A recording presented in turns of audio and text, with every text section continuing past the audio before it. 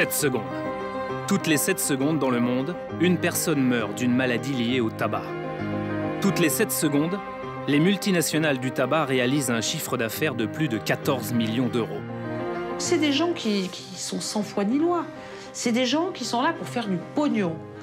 Contre votre santé, contre celle de vos enfants, etc. Pendant une année, nous avons enquêté sur les méthodes secrètes de cette redoutable industrie prête à tout pour manipuler les responsables politiques. Dans un pays comme la France, il y a 25 personnes au total qu'il faut cibler. C'est toujours deux choses, hein. C'est fiscalité, santé publique. C'est un document confidentiel de 600 pages de Philip Morris qui nous a mis sur la piste. La multinationale a fiché en secret l'ensemble des parlementaires européens. À son propos, vous écrivez fervente opposante à l'industrie du tabac, il est nécessaire de surveiller de près ces initiatives anti-tabac. C'est plus du fichage, c'est de la surveillance. L'industrie du tabac a beaucoup d'argent, au point de verser gracieusement et discrètement chaque année des millions d'euros au budget de l'État français. Mais à Bercy, le sujet dérange. L'embarras est visible. Ils ont très peur. Ils ont très peur? Ouais. Comment ça concerne comme non, surtout pas. Notre gouvernement est-il sous l'influence des géants du tabac? Bonjour, monsieur Eckert. Est-ce que ça pose pas un problème de conflit d'intérêt que de recevoir l'argent de l'industrie du tabac? Vous arrêtez tout de suite. Je suis l'organisateur. Je vous retire votre accréditation. À Paris, comme à Bruxelles, les autorités politiques tentent d'éviter ces questions qui fâchent. Ça veut dire qu'il n'y aura aucune réponse sur ce sujet, monsieur Barroso? Vous travaillez pour qui, madame? France 2, télévision publique française. Oh.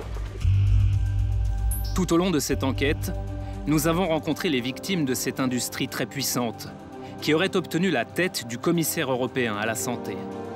Comme je n'étais ni fragile, ni corrompu, ni influençable, alors la stratégie était de m'éliminer. Accusé de corruption, l'homme le plus puissant sur les questions de santé en Europe affirme avoir été piégé par le lobby du tabac. Scandale à Bruxelles. On est dans une histoire de fou. C'est clair que sur un scandale tel que celui de l'affaire Dali, Barroso devait démissionner. Dans un secret total, les géants de la cigarette ont échafaudé les stratégies les plus morbides. Selon des consultants employés par Philip Morris, les morts prématurées du cancer du poumon seraient pour chaque État un bon moyen d'économiser de l'argent sur les retraites.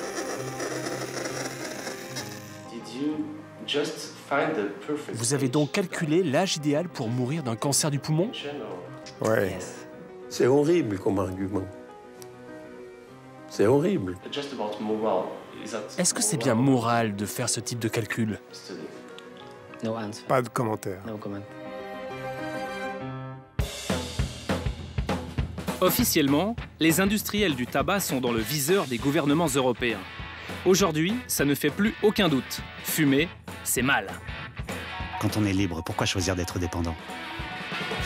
Et à la fin, on le sait, une fois sur deux, on en meurt. Pourtant, nous, ce qui nous a surpris, c'est que les bénéfices de l'industrie du tabac ne font que grimper, grimper, grimper. Pour vous donner une idée, en 2012, les bénéfices cumulés de l'industrie du tabac étaient de 39 milliards d'euros. Des bénéfices qui dépassent ceux de McDonald's, Microsoft et Coca-Cola réunis. Il y a comme un truc, non? Ils sont forts, ces cigarettiers. Ce truc, on l'a découvert, et on va vous le raconter. Si vous aussi vous êtes un industriel sans scrupules pour la santé de vos clients, bougez pas, ça peut vous intéresser. Voici le petit manuel secret du vendeur de tabac.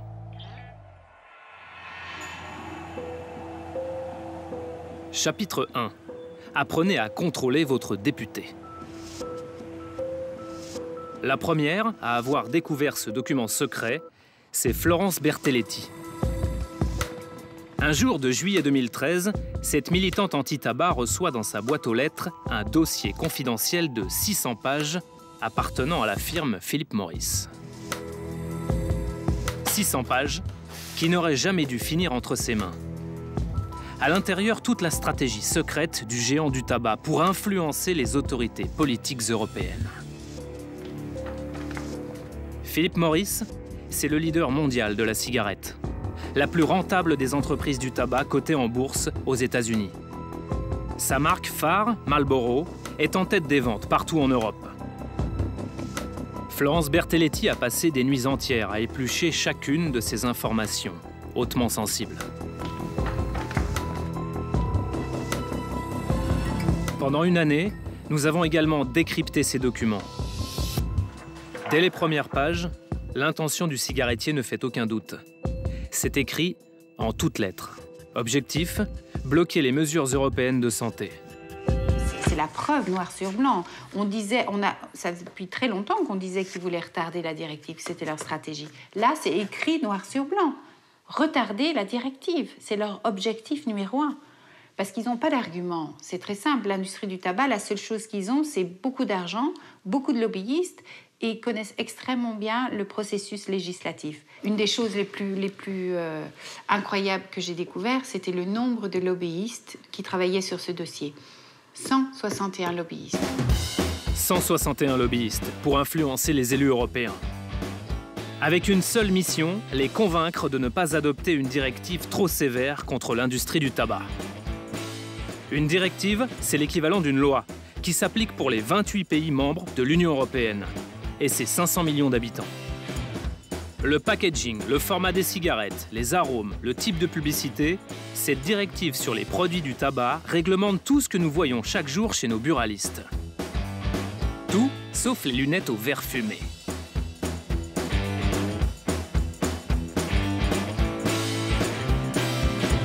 La directive tabac est l'un des textes les plus importants en Europe en matière de santé.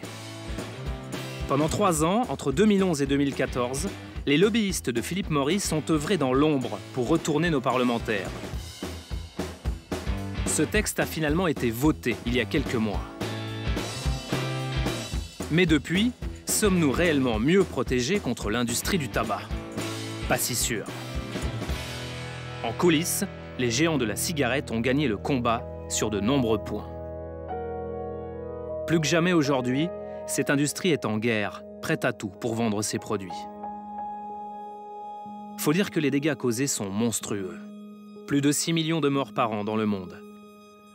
Près de 700 000 en Europe.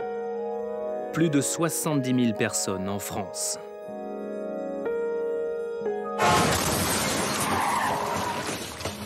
« 22 fois le nombre de tués sur nos routes. Le tabac, c'est une sorte d'immense carambolage permanent. D'ici à la fin de ce documentaire, 16 personnes en France vont mourir des suites d'une maladie liée au tabac.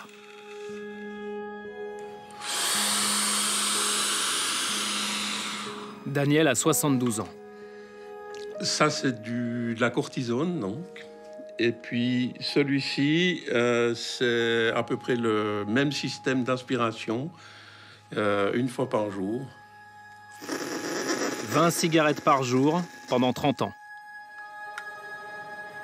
Il souffre de BPCO, 4 lettres pour une maladie très courante, bronchopneumopathie chronique obstructive. Moi, j'ai commencé de fumer parce qu'au service militaire, je ne fumais pas. Non. Et puis, toutes les 2 heures, on avait une pause. Et puis, il y avait un officier qui disait « permission de fumer ».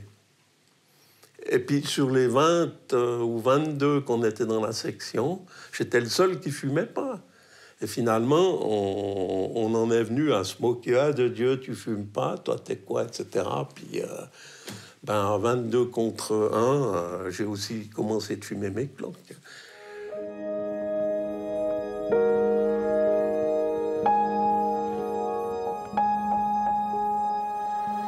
Sophie, elle, c'était 30 cigarettes par jour pendant 30 ans. À 53 ans, elle aussi doit faire avec cette BPCO. Je me souviens, enfant, je me disais, quand je serais grande, c'était comme un métier. Je me disais, quand je serais grande, je serais fumeuse, quoi. C'était un truc qui était valorisé. Et oui, puis j'ai un souvenir un peu de films américains où les femmes fumaient, enfin, avec des voix graves comme ça. Enfin, il y avait quelque chose de très, je sais pas, que ce soit Coco Chanel ou enfin les femmes indépendantes fumaient, et donc ça véhiculait une image de cow-boy au féminin et j'aimais beaucoup cette idée de cow-boy au féminin. Daniel et Sophie ont commencé à fumer à une époque où c'était plutôt open bar. Dans les années 70, on pouvait fumer partout. Au bureau, la pipe, c'était un must. Dans la cour du lycée, ces petits nuages qui sortaient de notre bouche, ça voulait dire qu'on était love. En business class, obligé, il fallait s'en griller une pour en être. C'était aussi le temps du grand mensonge chez les industriels du tabac, jusqu'au début des années 90. Comme lors de ses auditions devant le Sénat américain. Yes or no? Do you believe nicotine is not addictive?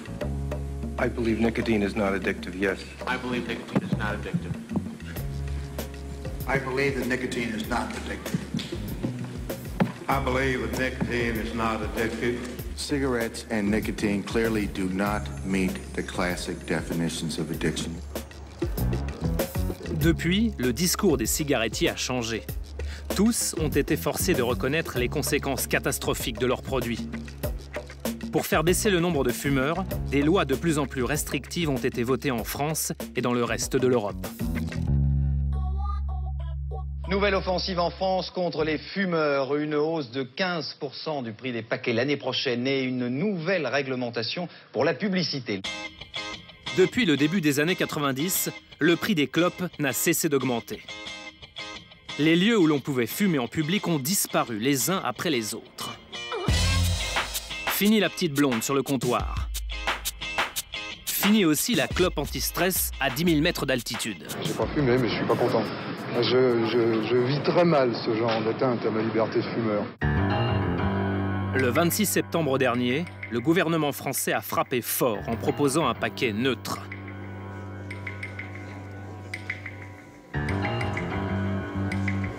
Un packaging austère, destiné à faire fuir les fumeurs.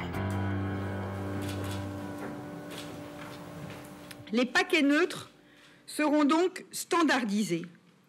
Même forme, même taille, même couleur, même typographie. La marque ne disparaît pas, elle est standardisée.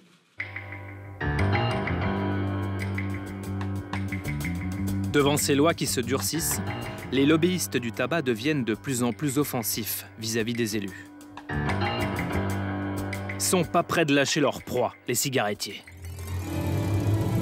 C'est justement ce que révèle ce document interne de Philip Morris.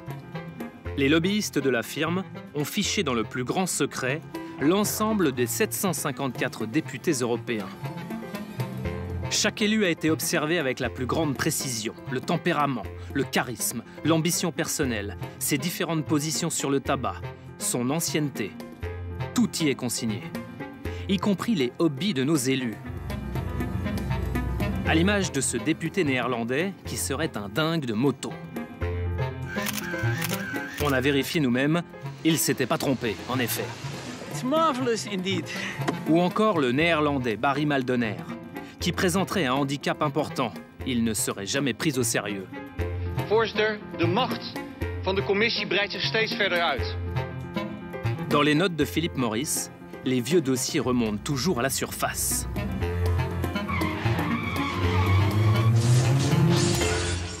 Vous aviez déjà imaginé ça avant?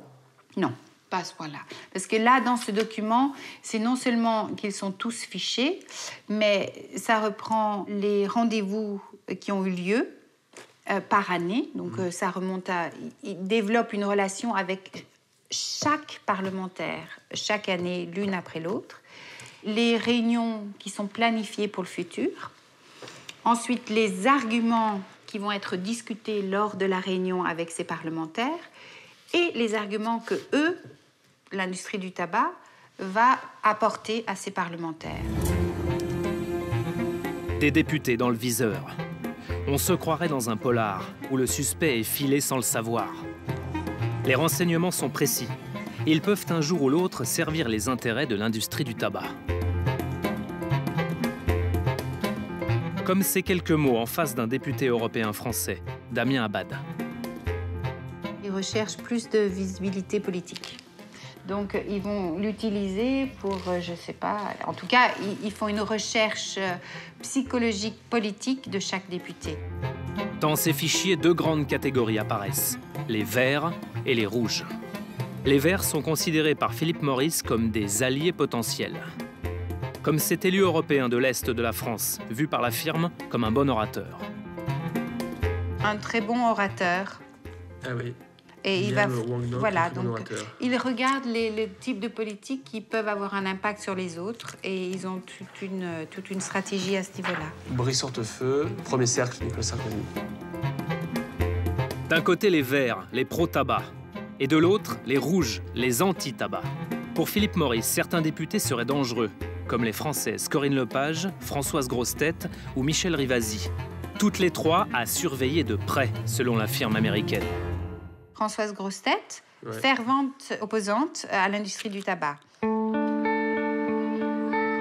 Nous avons fait une copie de ce fichier et nous l'avons présenté à ceux qui n'auraient jamais dû le voir. Voici par exemple la députée de droite, Françoise Grossetête.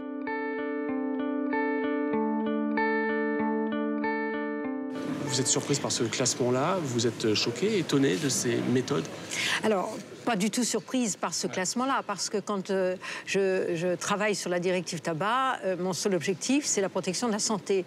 D'autant plus que cette directive, elle cible deux catégories de consommateurs, de fumeurs, les jeunes, les très jeunes, et les femmes.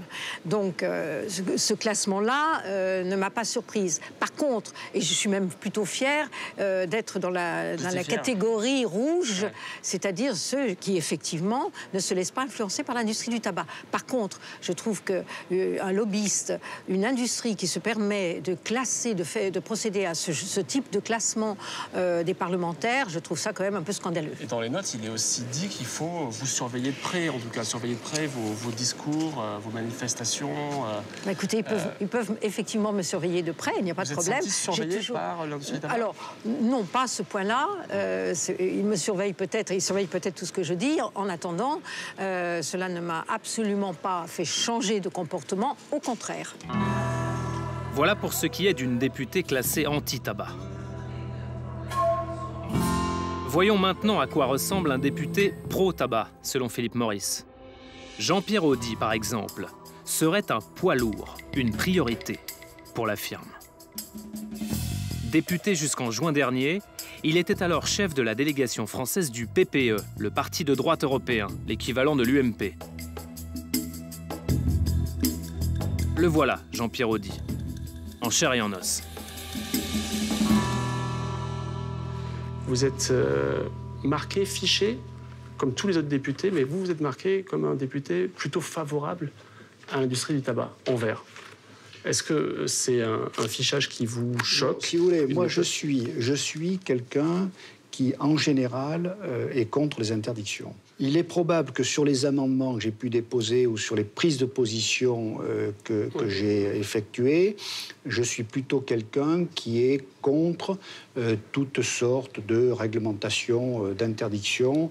Les messages sur la santé sont utiles, mais je pense que ce n'est pas déterminant pour faire cesser quelqu'un de fumer. Pour Jean-Pierre Audy, la cigarette, c'est d'abord une question de plaisir et de liberté individuelle. On se croirait presque dans une réclame de Marlboro.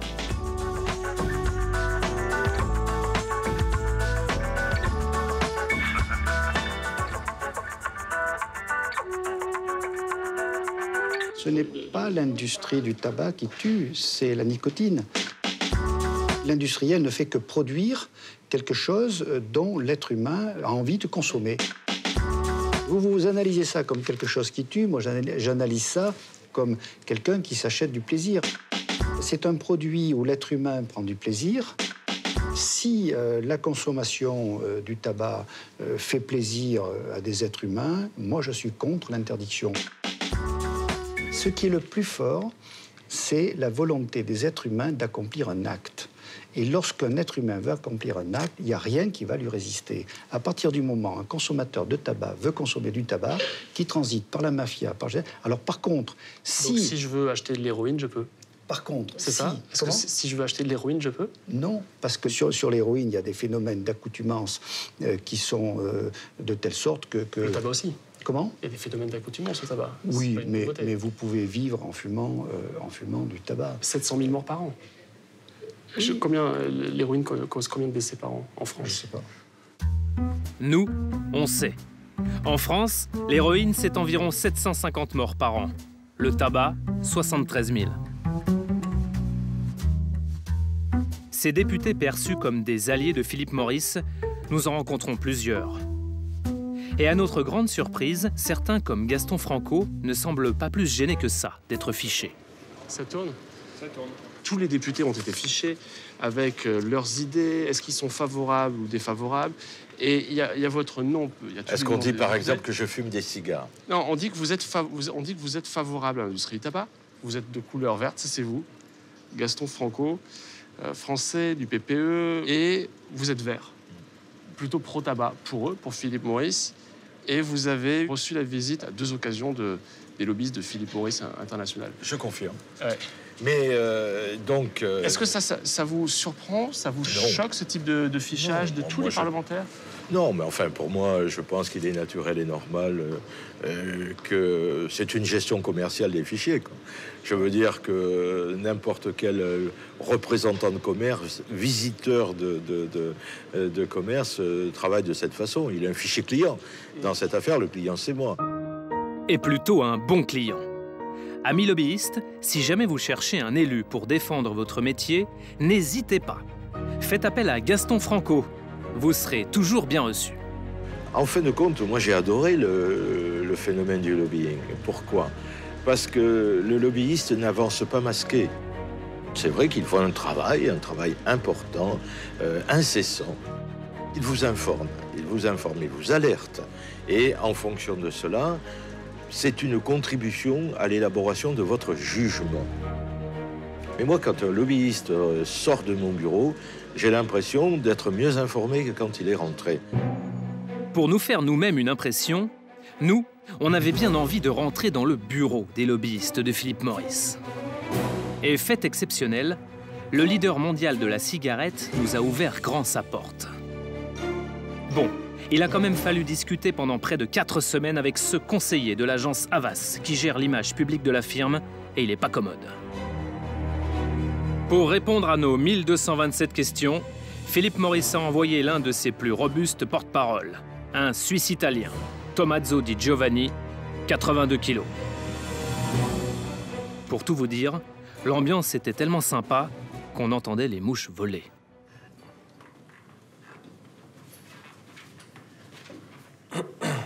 Tommaso Di Giovanni, clap première. On a récupéré un document, il date de 2012, il est confidentiel. Bon, alors ça, c'est quasiment la totalité du document.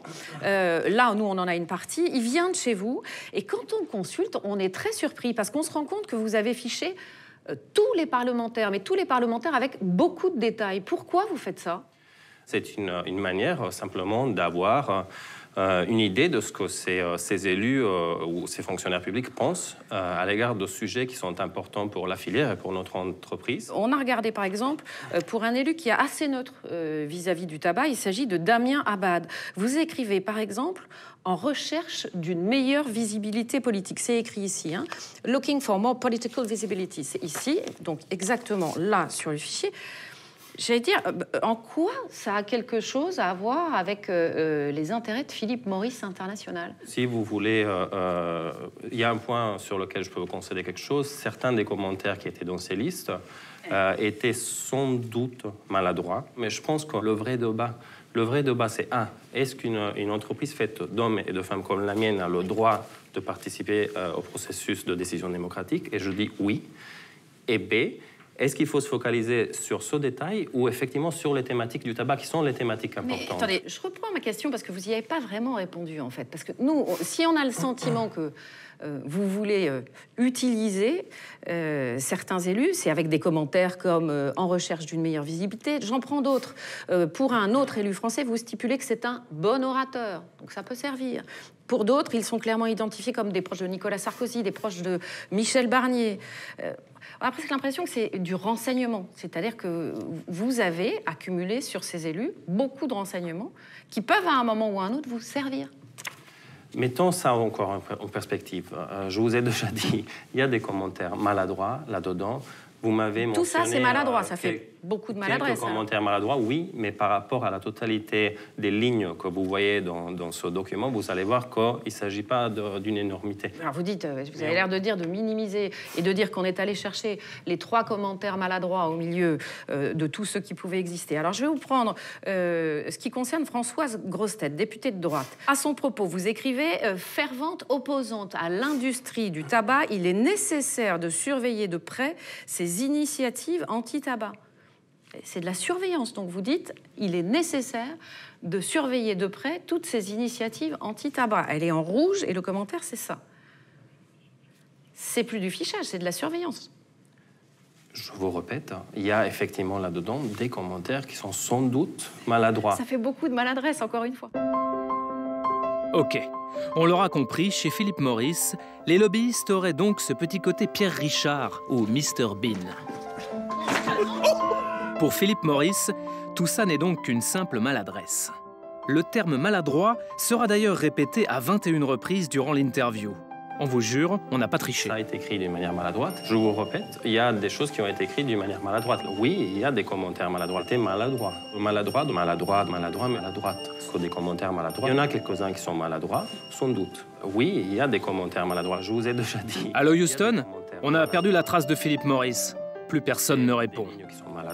Devant nous, la mécanique s'enraye. Il y a des commentaires maladroits. Probablement un commentaire maladroit dans le commentaire maladroit. De manière maladroite, il y a effectivement là-dedans des commentaires qui sont sans doute maladroits. Ça, je crois que j'ai compris, parce que depuis le début de l'interview, vous me l'avez beaucoup dit.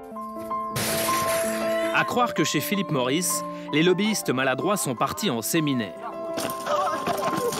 Histoire de renforcer les liens dans l'entreprise. Ok, pour la maladresse, c'est noté. Mais sur le fond, Philip Morris a-t-il réellement surveillé de près des élus? Vous les avez surveillés de près comment, ces députés? Je vous répète. Est-ce que vous les avez surveillés et comment vous les avez surveillés de près? Répète. Probablement un commentaire maladroit a été inclus dans le document. Ça ne veut pas dire après qu'on ait fait ce qu'il y avait écrit dans le commentaire maladroit.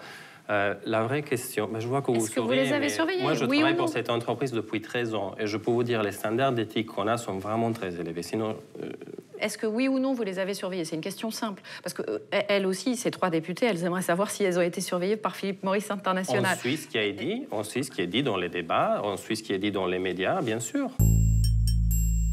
Le moindre propos ou commentaire des députés sur le tabac finit donc toujours par remonter aux oreilles de Philip Morris. Au cours de notre enquête, quelques lobbyistes du tabac ont bien voulu nous rencontrer, mais à condition que leur anonymat soit garanti. L'une d'entre elles, à qui nous donnerons le joli petit nom de Nathalie, nous a beaucoup aidé d'ailleurs à comprendre ce milieu si fermé. Nathalie en a fait elle aussi des dizaines de fichiers sur les députés. Pour elle, l'important quand on est lobbyiste, c'est de savoir viser juste, tel un sniper. Dans un pays comme la France, il y a 25 personnes au total qu'il faut cibler. C'est toujours 2 choses, hein. C'est fiscalité, santé publique. Donc c'est la personne qui s'occupe de fiscalité et de santé publique à l'Élysée, à Matignon. Ensuite, c'est le cabinet du ministre du Budget, le cabinet du ministre de la Santé. Et ensuite, c'est les quelques politiques que l'on peut utiliser, entre guillemets, pour déposer des amendements. Et donc, comment ça se passe quand vous rentrez dans le bureau d'un député? Vous arrivez, vous lui présentez un texte et vous lui dites « ce serait bien que vous défendiez cette position-là ». Comment ça se passe? Mais c'est tout simple. La plupart des fabricants de tabac soit recrutent des anciens collaborateurs politiques, de cabinets ministériels ou des assistants parlementaires, ou utilisent des services de boîtes de lobbying qui, pour l'essentiel, sont composés aussi d'anciens cabinets ministériels où on est entre amis, on est entre soi. Pour s'assurer que les élus, leurs assistants ou leurs directeurs de cabinet soient réceptifs au message que Nathalie veut leur faire passer, elle a un petit truc. L'avantage chez les fabricants de tabac, c'est qu'il y a de l'argent. Le grand truc, c'est que l'argent coule à flot. Donc c'est toujours plus facile de recruter des gens et c'est plus facile de faire appel à de bonnes boîtes de lobbying puisqu'on a l'argent pour payer, donc c'est pas un souci. Ça permet aussi, c'est une des armes classiques, c'est de laisser penser qu'à un moment donné, on est capable de recruter la personne qu'on a en face de soi. C'est un peu la même technique le candidat à l'élection présidentielle qui promet des postes de ministre à chaque fois qu'il fait un déplacement aux députés du coin, et ça lui permet d'étendre son réseau. Ben là, la technique, c'est de promettre des postes.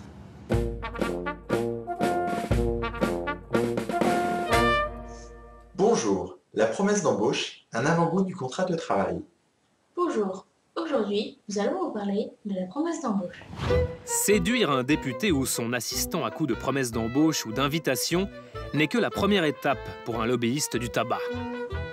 La deuxième phase consiste à mâcher le travail de l'élu. Vous aussi, vous aimeriez bien filer un coup de main à votre député, mais vous vous demandez comment faire ? Eh bien, c'est très simple. Faites comme chez Philip Morris, écrivez vous-même les amendements à la place du parlementaire. Puis, apportez-les lui dans son bureau. Votre élu n'aura plus qu'à les signer, à les déposer, et hop, c'est voté. Au total, d'après nos documents, la firme américaine a rédigé elle-même 18 amendements pour affaiblir la très importante directive européenne sur le tabac. Des amendements contre l'interdiction des cigarettes mentholées, contre des avertissements sanitaires trop gros, contre l'interdiction de la publicité sur le lieu de vente. Et la méthode est plutôt efficace.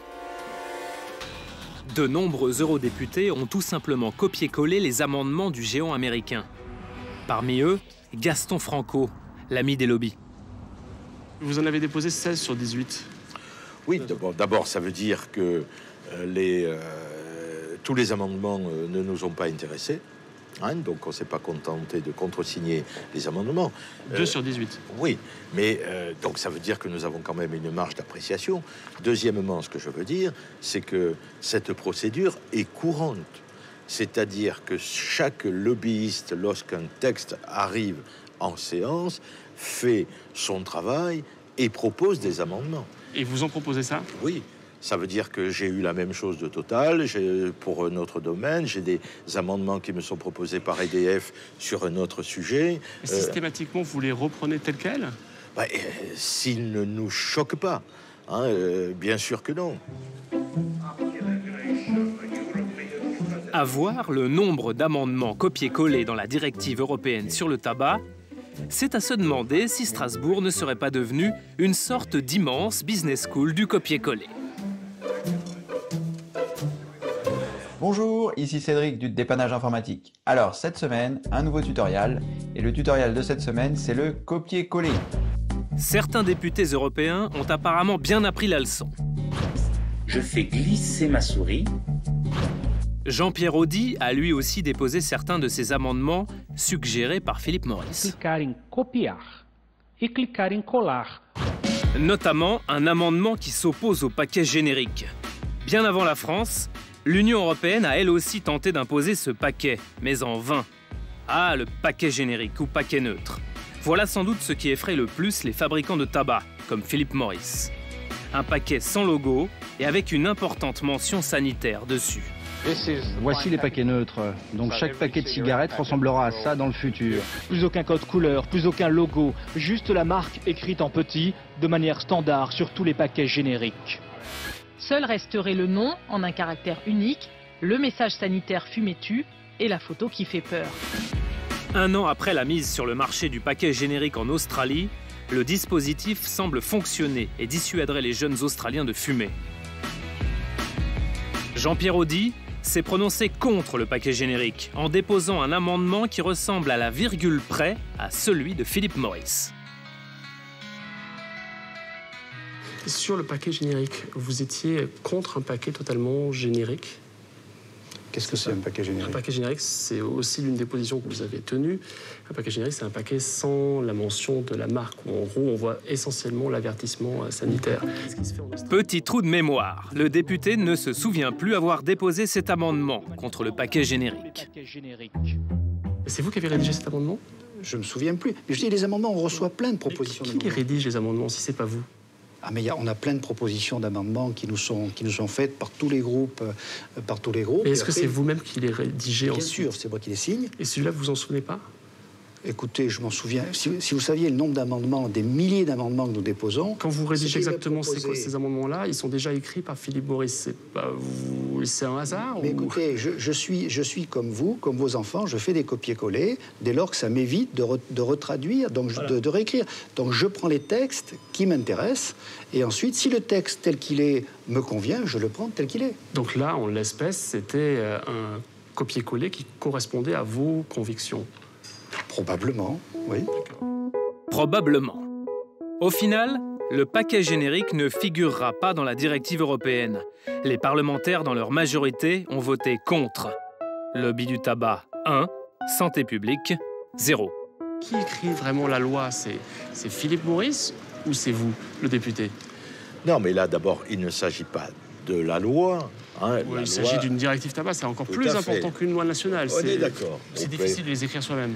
Tout à fait, c'est extrêmement complexe. Et puis souvent, il s'agit d'un problème de virgule ou d'un changement de mot. C'est très sémantique aussi, hein, ou d'un problème de délai, ou un problème d'interprétation. Est-ce que c'est pas dangereux de laisser la porte aussi grande ouverte au lobby qui s'en retrouve à rédiger le texte de loi? Écoutez, c'est un mode de fonctionnement qui d'ailleurs est en train de se répandre, hein, parce que même on parle... Et ça vous choque pas? Non. Pourquoi? Non, parce que moi je pense que là, c'est, si vous voulez, un député, un haut fonctionnaire ne peuvent pas être déconnectés de la réalité économique de la vie. Et en même temps, vous avez été élu par des citoyens. Bien sûr. Pour que vous les représentiez leur intérêt, et pour que vous écriviez... L'intérêt général. Voilà, l'intérêt général, et pour, en imaginant que vous alliez écrire vous-même les lois. C'est très théorique, ça. C'est vrai que quand vous êtes élu pour votre premier mandat parlementaire, vous dire « je vais faire les lois ». Et puis après, ça vous convie à beaucoup d'humilité. Parce que c'est les autres qui les font. C'est les autres, ce sont les autres qui les font. Les autres qui les font? Vous aussi, vous avez comme une drôle d'impression. Comme si le lobby du tabac tirait les ficelles en coulisses. D'ailleurs, les élus ne sont pas leur seule cible. Les cigarettiers redoublent d'imagination pour manipuler les jeunes consommateurs. Pour recruter des clients de plus en plus tôt, les marques se la jouent super cool, comme ici en Géorgie, en sponsorisant des soirées Marlboro. Le slogan « Don't be a maybe », ne sois pas un peut-être, est tapissé partout. En clair, si tu fumes pas, t'es un loser. Pour appâter les proies à peine sorties de l'adolescence, les firmes du tabac misent sur les arômes, comme le menthol, pour donner un goût plus fun aux cigarettes. Le menthol est depuis longtemps une arme de recrutement massif, une porte d'entrée dans la dépendance. La cigarette mentholée, c'est une cigarette qui trompe le consommateur. Elle fait croire au cerveau du consommateur qu'elle est plus douce, alors qu'elle n'est pas plus douce du tout. Certes, elle adoucit un peu la bouche, elle adoucit un peu la gorge, mais ça fait que la fumée va beaucoup plus profond qu'une cigarette normale, tout au fond du poumon, où elle crée des effets plus toxiques que la cigarette ordinaire. Mathilde, Jeanne et Félix ne le savent pas encore, mais cette clope en apparence plus douce sur laquelle ils aiment tirer est en fait un appât bien planté, sur un hameçon bien tranchant. C'est assez doux. C'est super doux, plus doux que le tabac. C'est frais. C'est frais. Moi, je trouve justement, ça prend plus la gorge. Vu que c'est mentholé, ça prend plus la gorge et je sens mieux la fumée qui passe. Ouais, moi, j'aime bien la fraîcheur du truc, en fait. C'est plus agréable, je trouve. Ça nous rafraîchit. Ça prend pas la gorge, ça fait pas... Moi, je tousse pas après mes clopes mentholées. Et du coup, ça vous fait tirer plus de fumée? Je pense qu'on prend des plus grosses je pense qu'on prend des plus grosses lattes, ouais. Ouais. Ouais, moi j'ai tendance, dès que je claque la bille, je tire des plus grosses lattes pour avoir plus le... Je trouve ça moins fort, du coup on la fume plus vite en fait. Claquer la bille, c'est l'un des derniers succès de l'industrie du tabac. Une capsule que l'on trouve dans les cigarettes mentholées. Elle est là, dans le filtre. En appuyant fort, on la casse et on active ainsi le goût de la menthe, le parfait gadget pour envoûter les jeunes. Les capsules de mentholé qui sont destinées sur l'industrie du tabac aux adultes responsables, mon œil, sont en fait destinées à attirer des adolescents vers le tabac Et c'est d'ailleurs les filles plus que les garçons qui expérimentent ça. C'est un produit doux pour faire fumer les premières cigarettes. Et ce que cherche l'industrie du tabac, c'est à faire jouer les adolescents à commencer à fumer, alors que commencer à fumer, c'est attraper une maladie, une dépendance qui vous tuera quand vous serez adulte. Bah, je sais que moi, ça fait que 6 mois que je fume des mentholés. Et depuis, bah ouais, j'en fume beaucoup plus, quoi. Ça vient vachement plus facilement. Le goût de la menthe, pareil, le goût de la menthe qui me manque, en fait. C'est même plus plus tellement la nicotine, c'est la menthe maintenant. Donc c'est addictif aussi, quoi.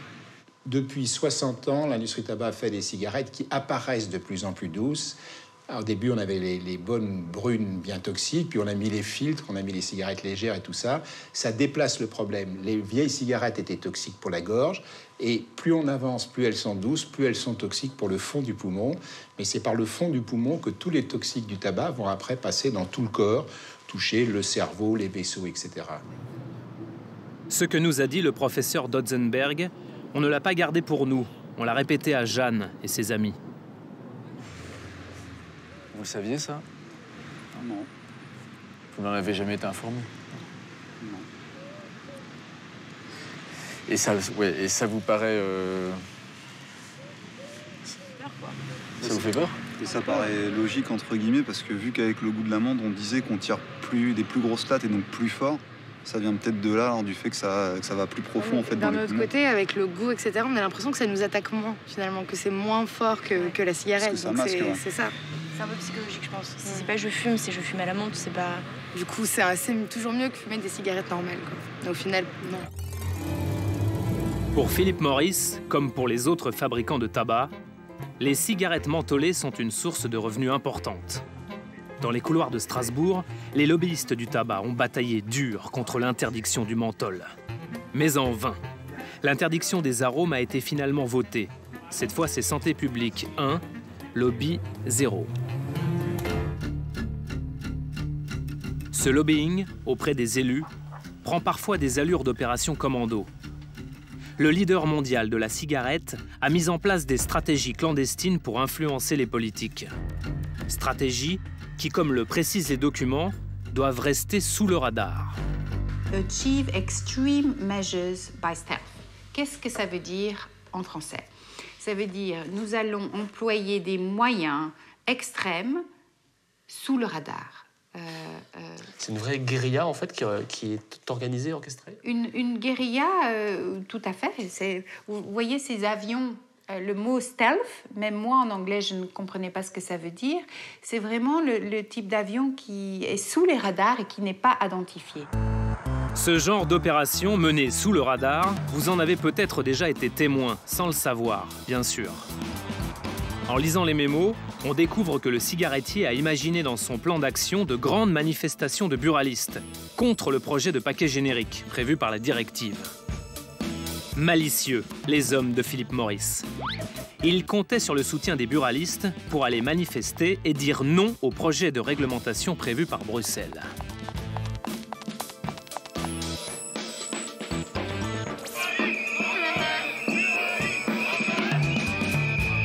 La grogne des buralistes.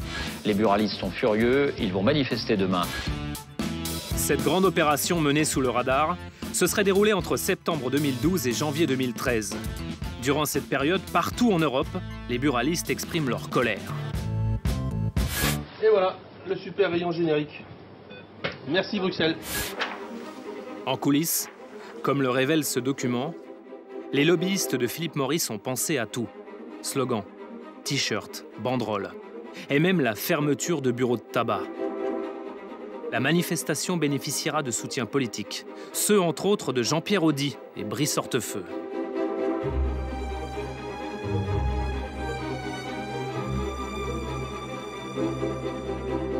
On utilise le buralisme pour aller défendre les intérêts, en gros, des multinationales, c'est ça le paradoxe. En gros, c'est de la chair à canon. On n'a jamais vu un politique se lever pour défendre l'industrie du tabac. Ça n'existe pas. Parce que électoralement, ça n'a pas de sens. Et donc, On ne leur demande jamais de défendre les intérêts des fabricants de tabac. On donne un coup de ripelin sur nos demandes et on leur demande de défendre les intérêts des buralistes, notamment en France. En France, ça se passe comme ça. Et l'argument des buralistes, c'est un argument qui est à chaque fois imparable vis-à-vis d'un député? C'est imparable parce qu'il y a 10 millions de personnes qui rentrent chaque jour dans l'ensemble des bureaux de tabac. Quand vous divisez 10 millions par 577 circonscriptions, ça en fait du monde. Un jeu d'influence, où les cigarettiers manipuleraient les buralistes pour manipuler les députés. On se croirait presque dans la série américaine House of Cards.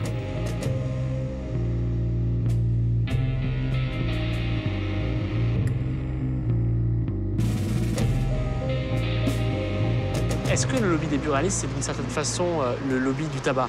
En tout cas, les buralistes disent que non. La réalité, c'est clairement le lobby du tabac. C'est le faux nez de l'industrie du tabac. Est-ce qu'il y a des liens financiers entre le lobby du tabac et le lobby des buralistes? Oui, il y a des liens financiers via la publicité et via les services commerciaux, les délégués commerciaux qui sont sur le terrain. On fidélise les buralistes en disant en gros, achète-moi telle marque ce mois-ci, j'ai besoin de mettre en avant tel produit et je te ferai des points cadeaux, des cadeaux qui ne seront absolument pas déclarés. Donc c'est du black qui est donné chaque année et on est sur plusieurs dizaines de millions d'euros chaque année.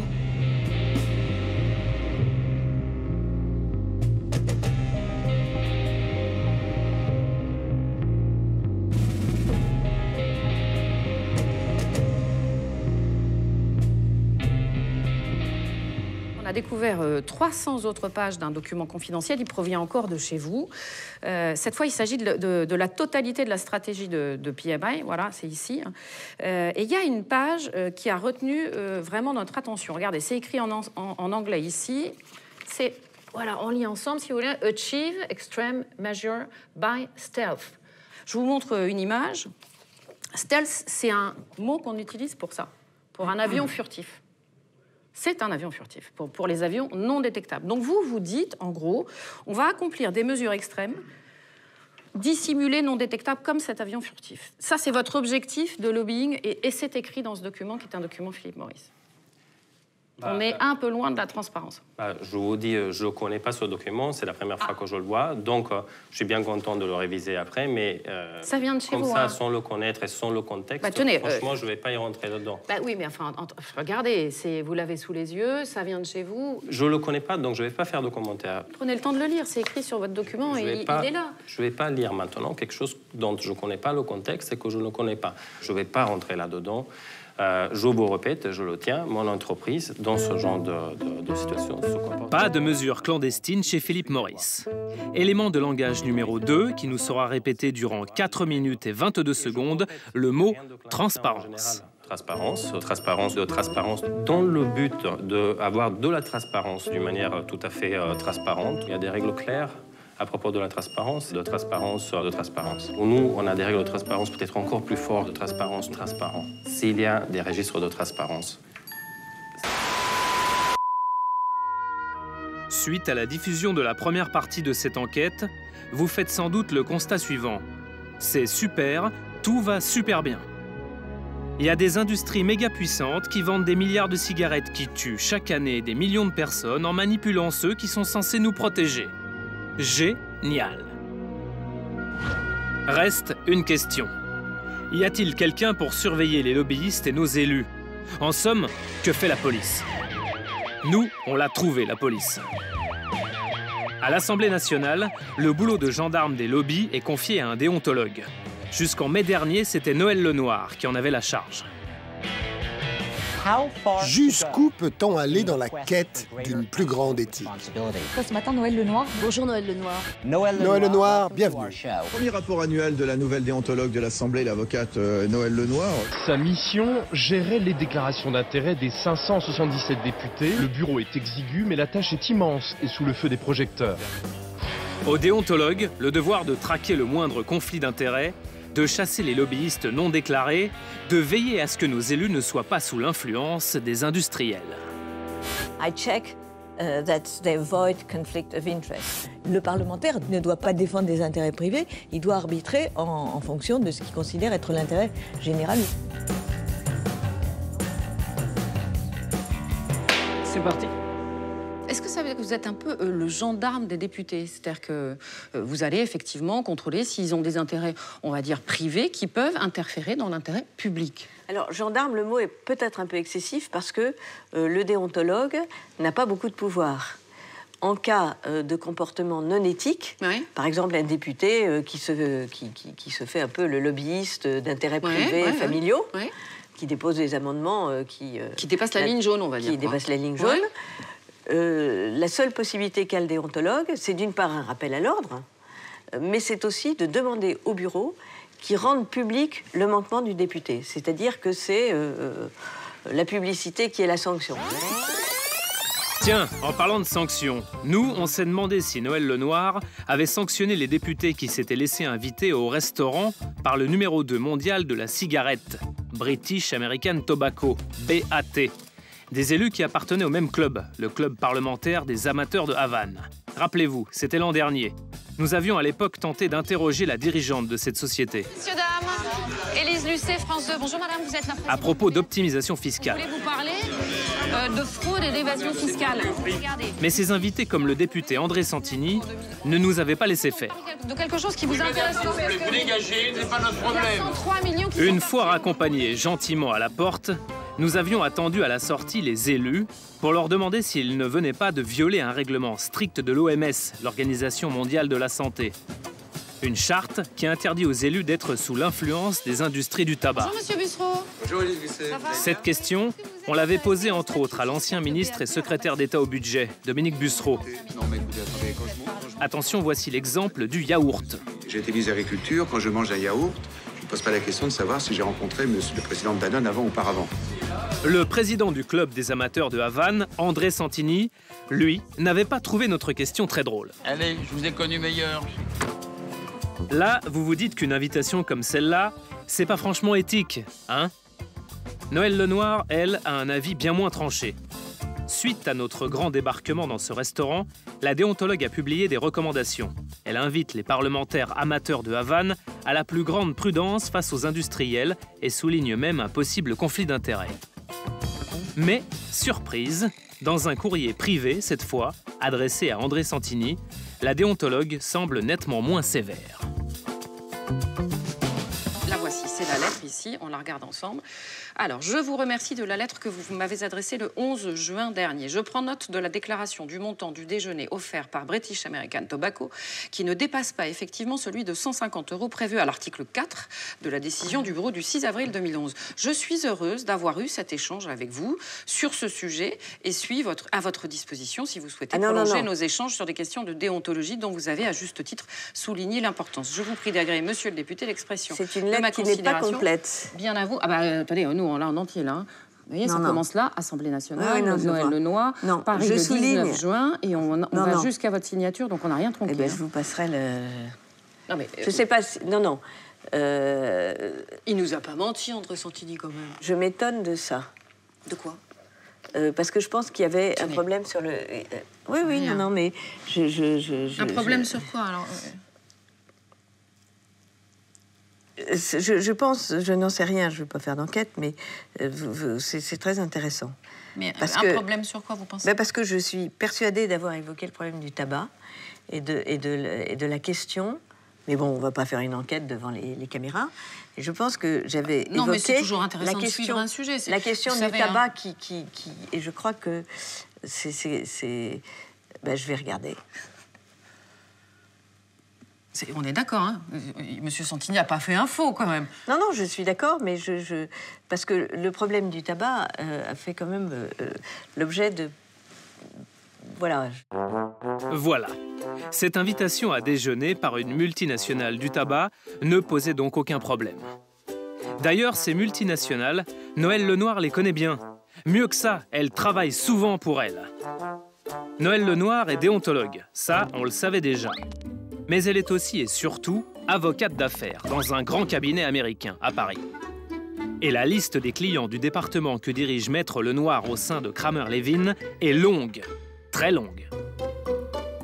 Quand vous laissez, entre guillemets, votre casquette de déontologue à l'Assemblée nationale, quelque chose de totalement vous travaillez différent. dans un cabinet d'avocats et on imagine que vous travaillez pour de grandes entreprises. Votre cabinet défend de grandes entreprises. Vous En tant qu'associé. Voilà, des grandes, ça peut être des ports, des aéroports, des entreprises de l'environnement, enfin voilà, oui, c'est totalement différent.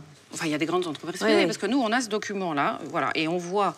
Alors, il n'y a pas tous les clients, mais en tout cas, il y a Crédit Agricole, le Crédit Lyonnais, les French Telecommunications, donc les télécommunications françaises. Il y a des compagnies dans le secteur de l'agrochimie. Et qu'est-ce que ça a à voir avec la déontologie, ça? Ah ben c'est intéressant de savoir pour qui, quand vous laissez votre casquette de déontologue à l'Assemblée nationale, c'est intéressant de savoir pour qui vous travaillez. Et on se rend compte, toujours en regardant la même chose, que vous avez, vous, parmi vos clients, alors pour le coup c'est ici à la dernière page, le Retail Company, donc qui s'occupe effectivement des revendeurs de tabac. Donc ça c'est pas... Enfin, ça fait partie de vos clients, c'est écrit... Ah bah, attendez, non, c'est écrit là. Non mais attendez, c'est le cabinet américain, moi je connais pas. Ah non, c'est votre département du... Ah non, attendez, mais attendez, je suis dans ce cabinet depuis 1 an et demi, donc ils ont commencé avant moi. Hein. Ah non, mais si vous voulez éplucher mes clients, ce ne sont pas mes clients. Je n'ai jamais travaillé pour ces gens-là. Est-ce qu'il n'y a pas un mélange des genres? Non.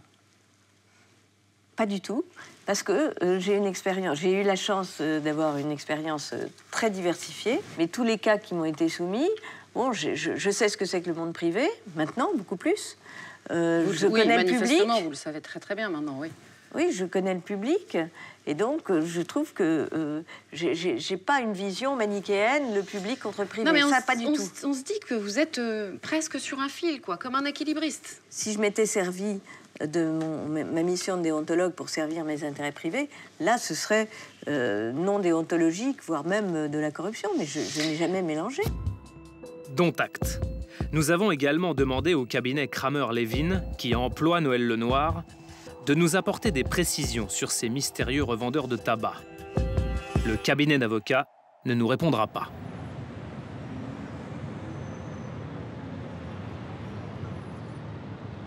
Tout au long de cette investigation, nous découvrons comment l'industrie du tabac joue de son influence dans la sphère politique. Leçon numéro 2 de notre manuel secret du parfait vendeur de cigarettes. Oups, ah non, là ce sont les factures. Voilà, c'est celui-là. Leçon numéro 2 donc, sachez gagner du temps. Pour en gagner, il faut cibler votre adversaire. Et dans cette histoire, l'ennemi c'est celui qui est en charge justement de la directive, le commissaire européen à la santé. Dès sa prise de fonction, John Dalli avait promis une législation sévère contre les industries du tabac. Il sautera 2 ans plus tard. Poussé à la démission, suite à des soupçons de corruption, l'homme affirme aujourd'hui avoir été victime d'un piège tendu par les cigarettiers qui aurait fait pression sur le président de la Commission, José Manuel Barroso.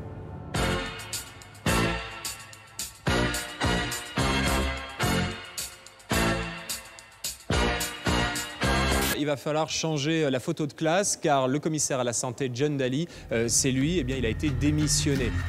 Viré, il y a 2 ans, avec fracas de Bruxelles. John Dalli porte plainte aujourd'hui contre le président de la Commission, José Manuel Barroso. Il l'accuse de l'avoir dégagé pour faire plaisir au lobby du tabac. Il est arrivé comme simple témoin dans une affaire qui sent la poudre. En 2012, José Manuel Barroso limoge, sans ménagement, son commissaire à la santé, John Dalli. Pourquoi José Manuel Barroso a-t-il démissionné John Dalli? Quel a été le rôle des industriels dans cette affaire? À Bruxelles, John Dalli, commissaire européen de la consommation et de la santé, mis en cause dans une affaire de fraude. Résumons l'histoire. John Dalli est accusé de ne pas avoir déclaré plusieurs rendez-vous qu'il aurait eu avec une lobbyiste d'une entreprise du tabac liée à Philip Morris. Des rendez-vous au cours desquels le commissaire, via un intermédiaire, aurait demandé de l'argent, en contrepartie d'arrangements possibles sur la future loi. Ces allégations de demande d'argent, Dalli les réfute en bloc.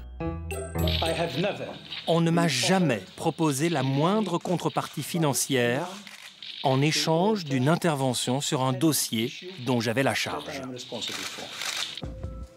Dans son combat, John Dalli ne se laisse pas faire.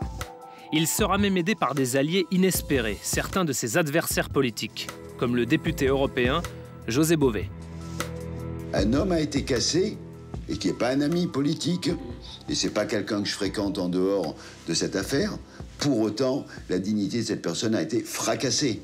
Quand il y a eu l'affaire Dali, on s'est dit quand même c'est bizarre qu'on vire quelqu'un comme ça en 10 minutes. Soyons très clairs, je n'ai pas d'acquaintance particulière avec M. Dali, je l'ai combattu. Mais dans cette affaire-là, j'ai toujours eu les plus grands doutes. Accusé de corruption, Dali n'aura pas le temps de s'expliquer. José Manuel Barroso, son patron, lui demande de prendre la porte, voire la trappe. Dali est-il tombé dans un piège tendu par le lobby du tabac? Pas impossible. Et vous savez quoi? Dans les documents de Philip Morris, il est justement question de John Dali. À son propos, il est écrit « Target European Commissioner », viser le commissaire européen. Les moyens pour y parvenir prévoient l'utilisation de médias locaux et internationaux. S'agit-il là d'un plan de bataille pour faire tomber John Dali? Nous embarquons immédiatement pour Malte, poser la question au principal intéressé, Dali lui-même. À Malte, c'est l'un des personnages politiques les plus connus. Il a été plusieurs fois ministre de ce petit pays de 400 000 habitants, perdu entre la Sicile et la Libye. Un caillou en pleine mer. Très connu aussi pour ses services d'optimisation fiscale. John Dali a quelques zones d'ombre. Certains lui reprochent une trop grande proximité avec le lobby des OGM. D'autres, un manque de transparence sur sa vie privée, notamment sur certains allers-retours effectués en jet aux Bahamas. Mais il est un point sur lequel tout le monde s'accorde, l'ancien commissaire avait fait de la lutte contre le tabagisme la priorité de son mandat. J'ai été un fumeur moi-même. Je sais combien il est difficile d'arrêter. Le tabac est un problème en Europe. 700 000 citoyens européens en meurent chaque année. Nous devons faire de notre mieux pour diminuer ce chiffre.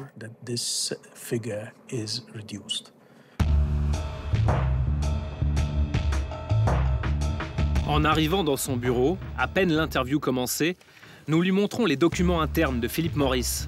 D'abord celui qui le concerne, où il est écrit « Viser le commissaire européen ». Voici l'une des pages que l'on trouve dans ce dossier. Et comme vous pouvez le voir, il est question de vous. Et il est écrit qu'il faut vous cibler. C'était exactement le plan. Vous découvrez ce document? Qu'est-ce que vous en pensez? Oui, je n'ai jamais vu ce papier-là avant. C'est précisément ce qu'ils ont fait. Ils m'ont ciblé, ils ont utilisé des gens d'ici contre moi.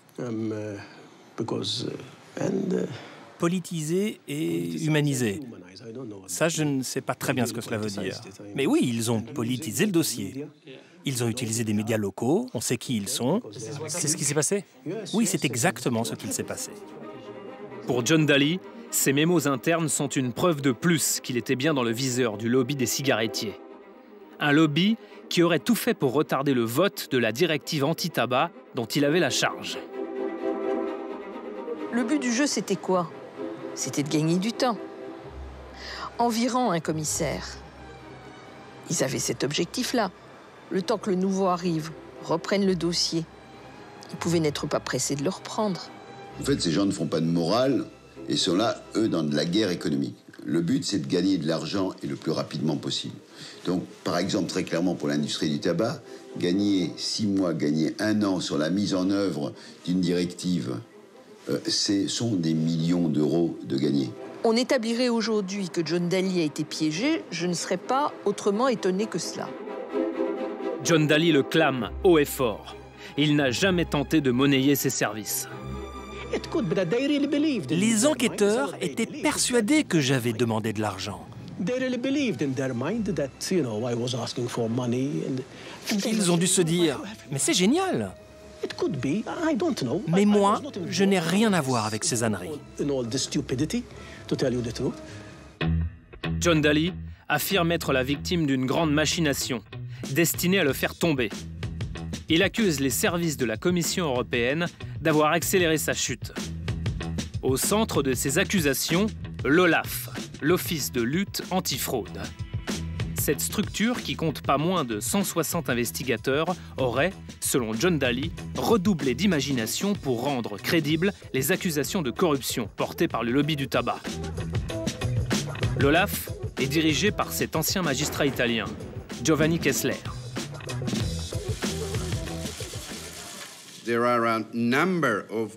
Il existe un certain nombre de preuves circonstanciées indiquant que le commissaire européen était au courant de cette machination.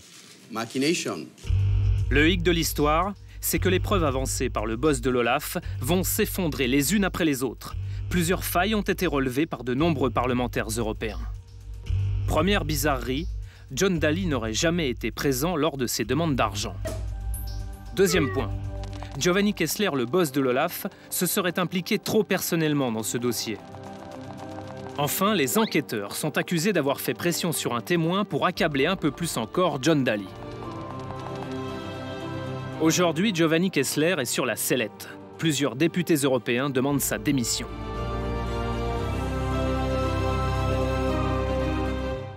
Ce que je trouve incroyable, c'est que Kessler est encore en fonction aujourd'hui, après tant de mois. Maintenant, je dois dire qu'à ce Parlement, on peut nous raconter vraiment tout. Je crois que c'est important que Kessler parte pour l'hygiène de l'Europe et l'hygiène de l'OLAF. C'est inadmissible qu'un enquêteur fasse de tels mensonges et reste en fonction.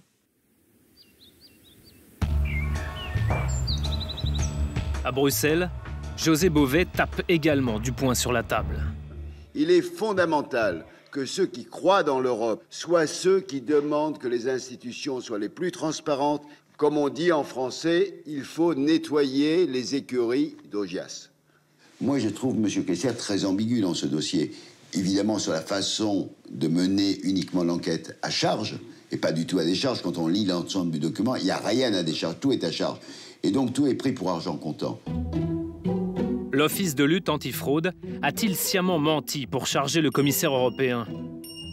Son directeur général s'est-il laissé manipuler par le lobby du tabac? En était-il complice? C'est à Giovanni Kessler en personne que nous posons toutes ces questions.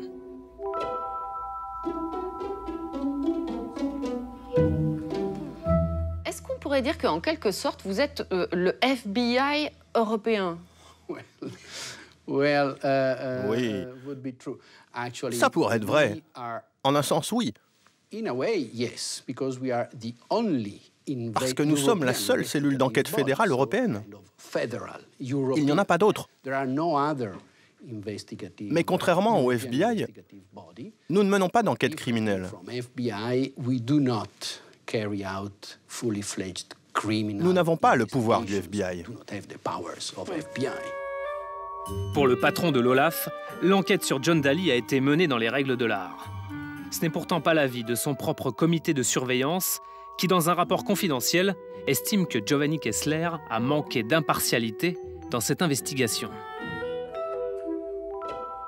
Cet organisme de surveillance vous reproche même d'être intervenu personnellement dans cette enquête parce que vous, Monsieur Kessler, vous avez entendu des témoins dans l'enquête. Yes. Vous devez être le garant de l'indépendance de l'enquête, donc il recommande que le directeur général se réfrène de prendre autant de risques et de se mettre dans une potentielle situation de conflit d'intérêts. Yes. Donc oui. Ça, c'est pour le coup vos services. Oui, c'est leur opinion, mais si je peux m'expliquer, premièrement, ils n'ont pas dit que mon impartialité est en cause. Leur opinion, mais c'est une instance de l'OLAF, de votre propre maison. Oui. Au final, qui signe ce rapport? Qui signe les recommandations? C'est le directeur général. Donc, est-ce que je suis en conflit d'intérêts quand je signe le rapport de l'enquête de l'OLAF? Donc il n'y a pas de problème. Oui, j'ai participé à l'enquête et oui, je suis le responsable de cette enquête. Mais vous n'avez pas l'impression que M. Dalli a payé alors qu'il était innocent? Il a payé, mais pas à cause de nous, les enquêteurs. Il a dû démissionner. Il a dû prendre ses responsabilités. C'est tout. Ses responsabilités d'homme politique sur la base de faits avérés que nous avons constatés. Il a dû démissionner.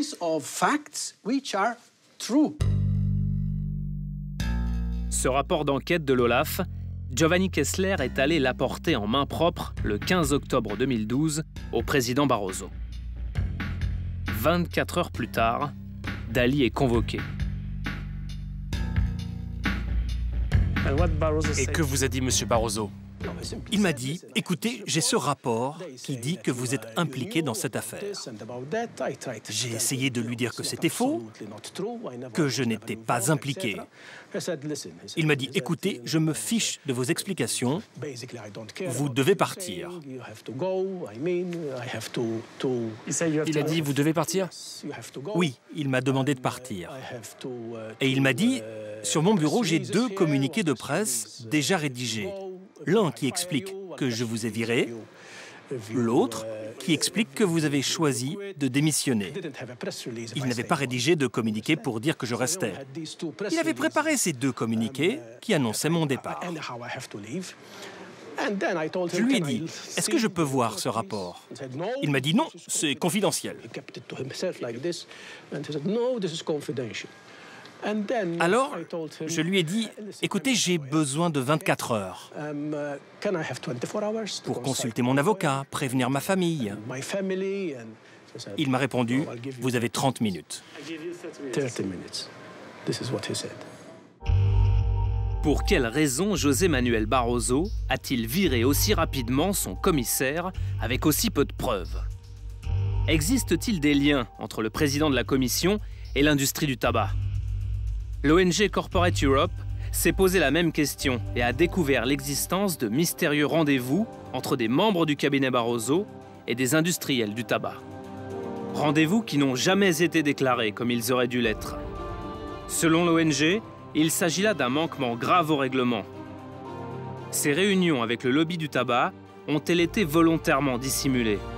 Une enquête est en cours à Bruxelles. Quand on a voulu tirer le fil de l'affaire Dali, si vous voulez, de suite, on est tombé sur des dysfonctionnements au niveau de la Commission, et des dysfonctionnements même au niveau du cabinet de M. Barroso.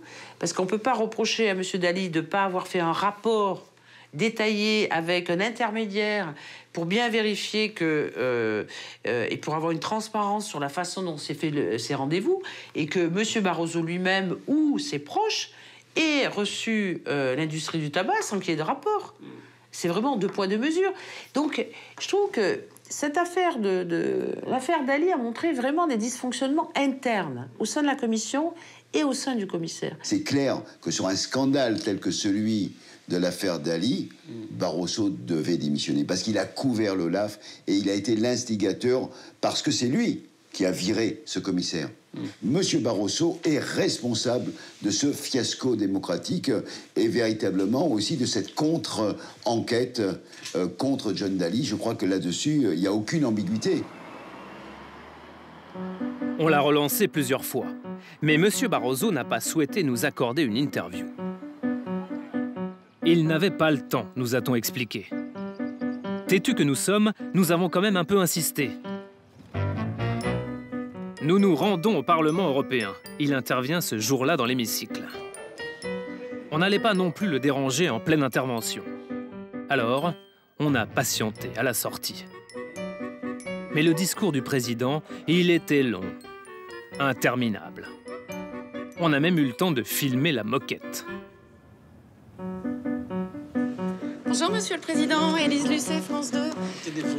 C'est votre dernière session parlementaire en tant que président de la Commission. Est-ce que vous avez des regrets? Je pense notamment à la démission de John Dali. Est-ce qu'elle était véritablement justifiée, d'après vous?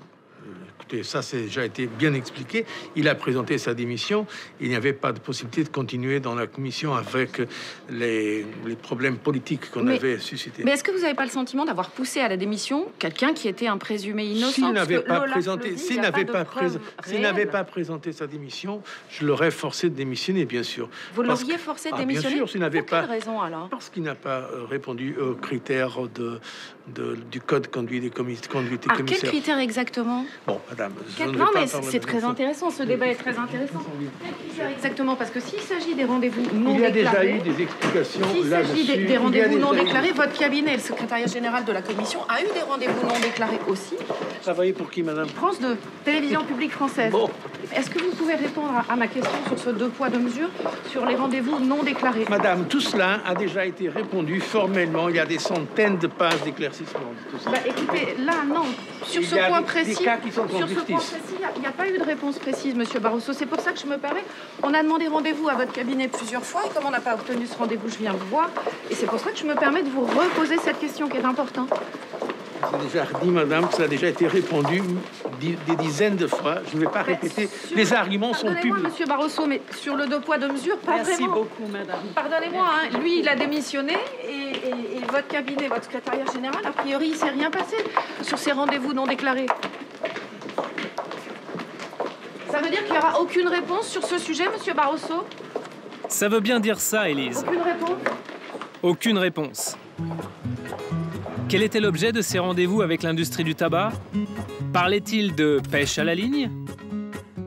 De la solitude de l'ours polaire? Ou bien de tricot? Non, vous n'y êtes pas.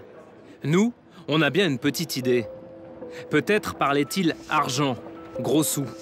Peut-être discutait-il des sommes colossales que l'industrie du tabac verse à la Commission européenne.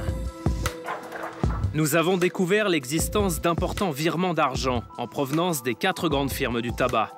Le montant donne le vertige. Plus de 2 milliards d'euros. Les versements ont commencé en 2004. Certains se poursuivront jusqu'en 2029. Officiellement, il s'agit pour les cigarettiers d'aider financièrement l'Europe à lutter contre les réseaux de contrebande de cigarettes. Mais en réalité, nul ne sait avec précision ce qui est fait de cet argent. À qui profite-t-il vraiment?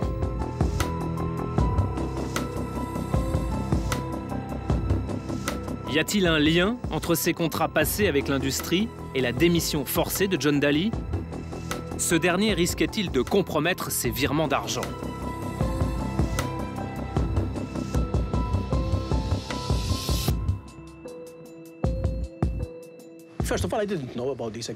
Tout d'abord, je n'avais pas connaissance de ces accords passés avec le lobby du tabac parce qu'ils ont été tenus très secrets. Personne ne m'a dit que ces accords existaient. Ça ne m'aurait pas influencé, mais personne ne m'en a parlé.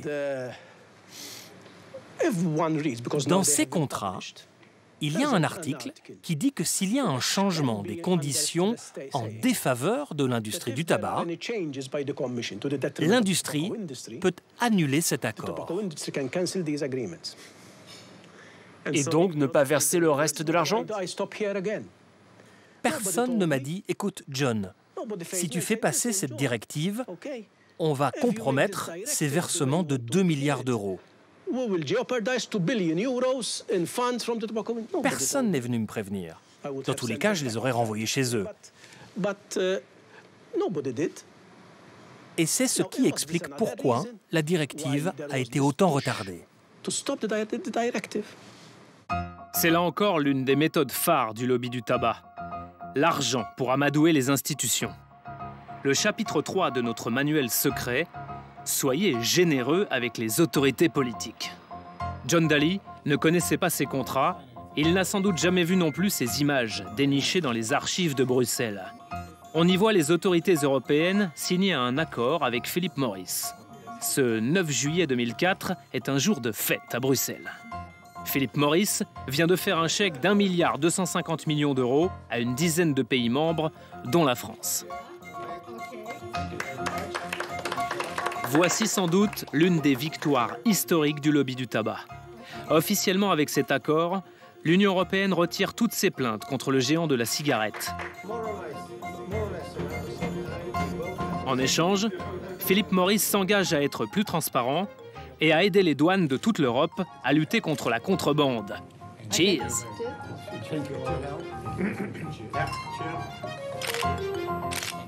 Au pupitre de la Commission européenne, une drôle d'impression, comme si le PDG de Philip Morris venait de prendre le pouvoir. En étant réunis aujourd'hui, nous envoyons un message fort à tous ceux qui organisent les réseaux de contrebande de cigarettes. Nous sommes unis dans ce combat. Grâce à cet accord, nous tournons enfin une page. Et nous mettons fin à des relations qui étaient, comment dire, plutôt litigieuses.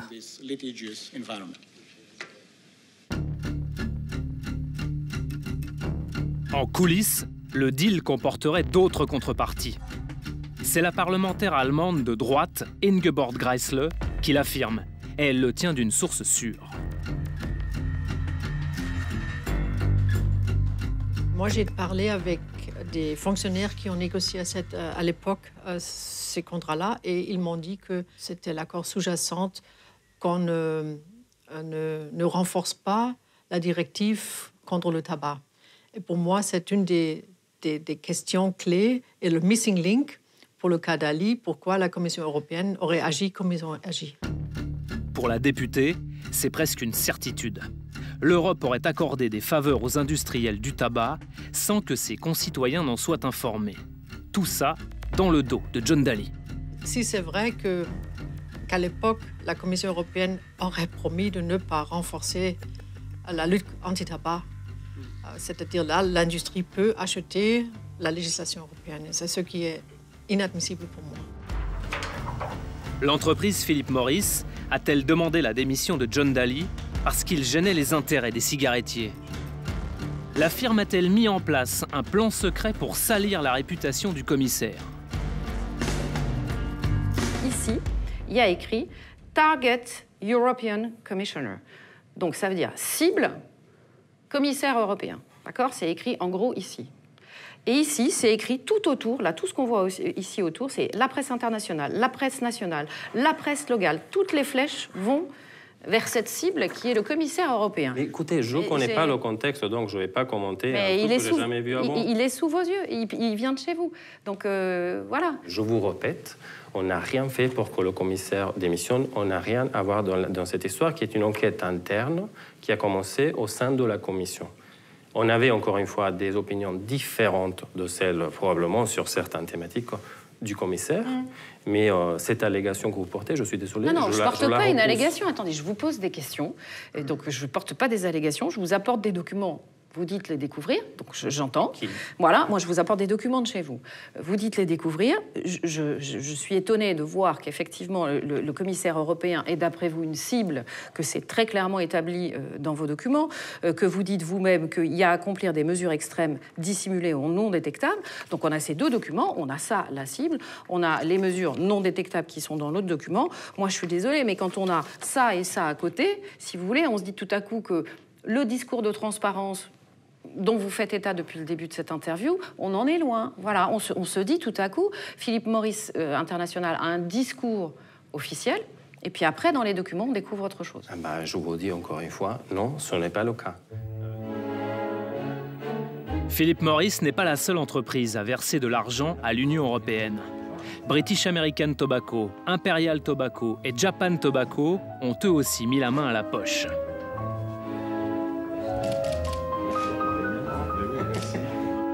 Pour Nathalie, la lobbyiste du tabac, aucun doute. Ce type de cadeau est une pratique courante pour influencer les décideurs. C'est clairement une transaction pour empêcher des procès. Et deux, évidemment, ça donne ensuite un blanc-seing, puisqu'on parle de milliards d'euros qui sont donnés.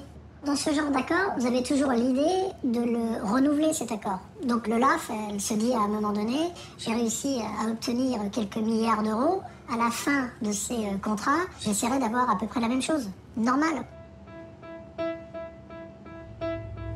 Ce deal, passé avec l'industrie du tabac, crée un immense conflit d'intérêts.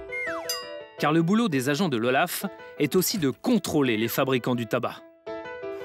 En finançant le budget de la Commission européenne, qui lui-même finance l'OLAF, la situation est devenue ubuesque.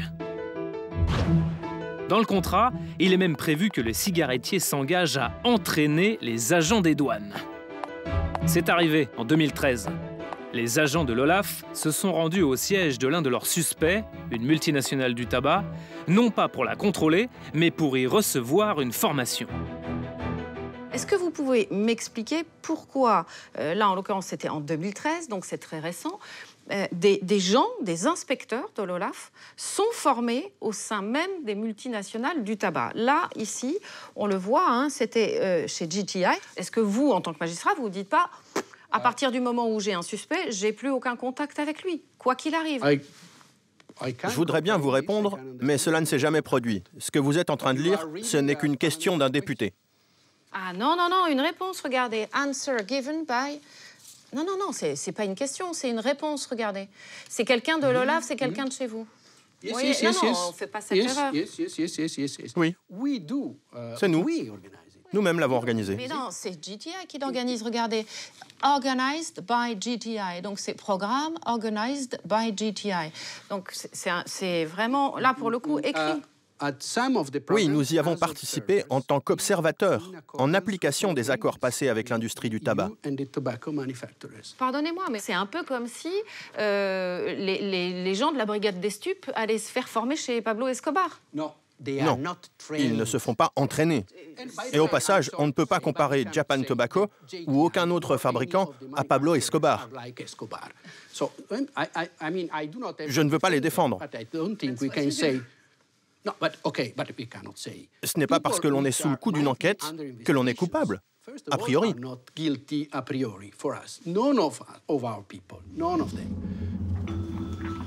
En poursuivant la lecture de ces contrats, nous ne sommes pas au bout de nos surprises. Nous découvrons également que les cigarettiers peuvent interrompre à tout moment leur versement d'argent s'ils n'obtiennent pas certaines attentes raisonnables. C'est écrit là.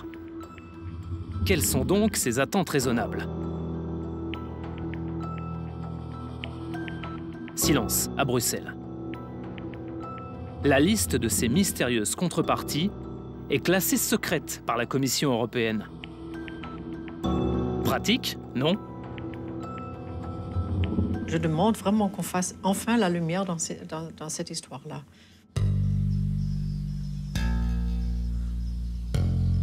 Impossible pour nous de savoir ce que l'Europe a promis au lobby du tabac. Quelle faveur a-t-on accordé aux cigarettiers? Et même quand on insiste un peu, on nous brandit le secret industriel. Ouais.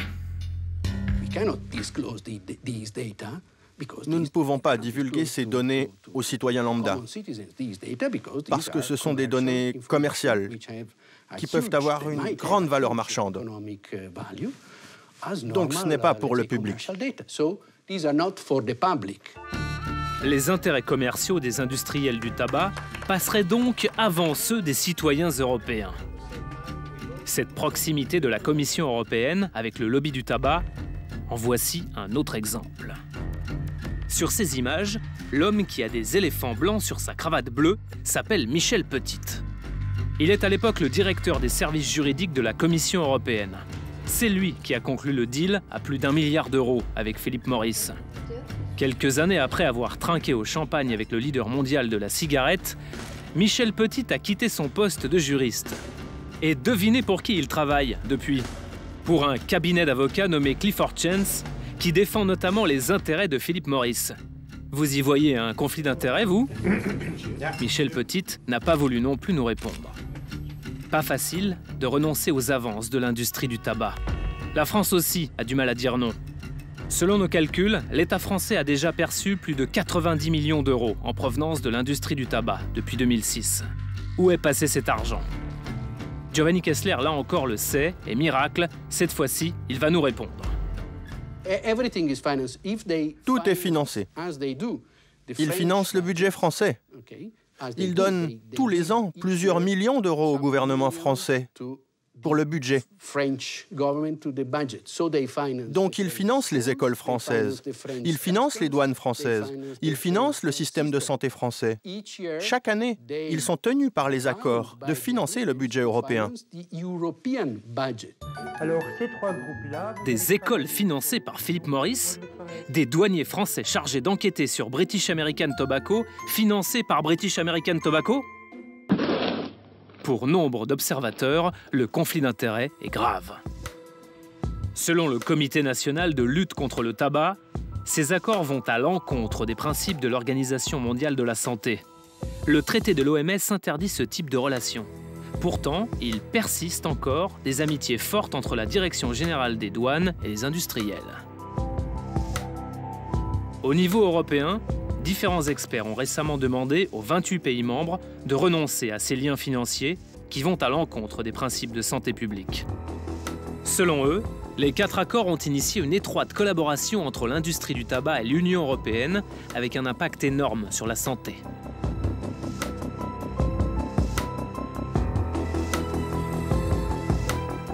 France, ces contrats ont été signés par différents ministres du budget. Sur le premier contrat conclu avec Philip Morris, on retrouve d'ailleurs la signature de Dominique Bussereau. Le monde est petit. Du coup, on a eu comme une furieuse envie de frapper à la porte de Bercy. Le truc, c'est qu'à Bercy, la porte, personne ne voulait nous l'ouvrir. À commencer par les services des douanes, qui apparemment n'avaient pas le temps de nous répondre. Bon, des interviews, on en a des dizaines et des dizaines de semaines, et c'est vrai qu'on ne peut pas tout faire. Idem chez Christian Eckert, le secrétaire d'État au budget, qui là encore ne semble pas disposé à nous répondre. Comme je vous disais, c'est que les ministres sont très sollicités. Téléphone, mail, rien n'a marché.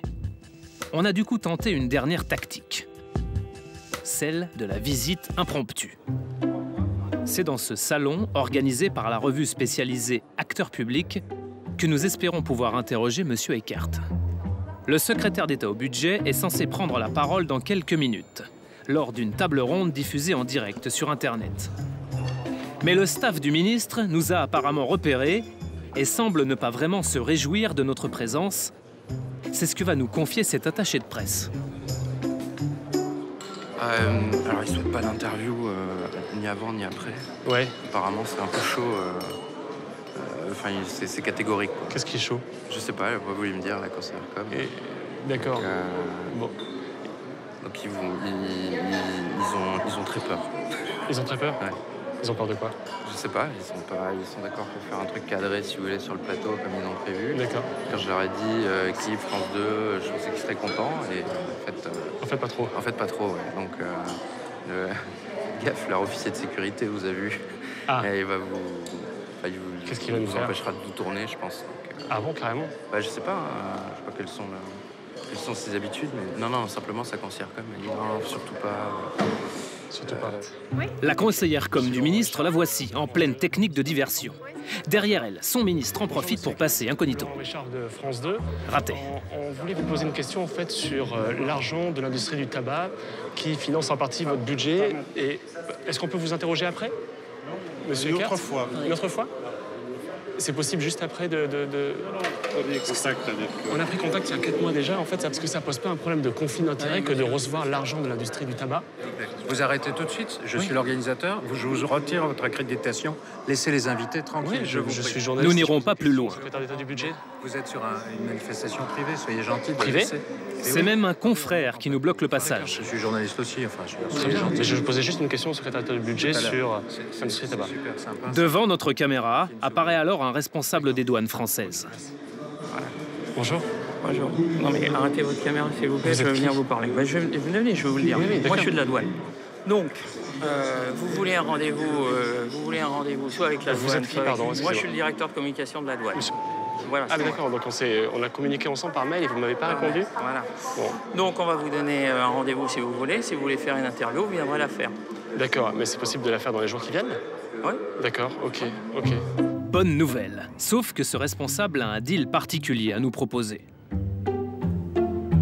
Le deal, il est très clair. Moi, clairement, je ne souhaite pas que le ministre il apparaisse sur le reportage. Sinon, il y a pas, moi, je ne vous donne pas d'interview, c'est ça. Hein.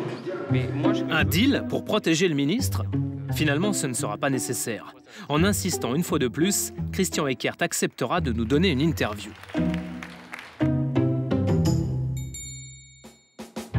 Nous voici conviés, 15 jours plus tard, à Bercy.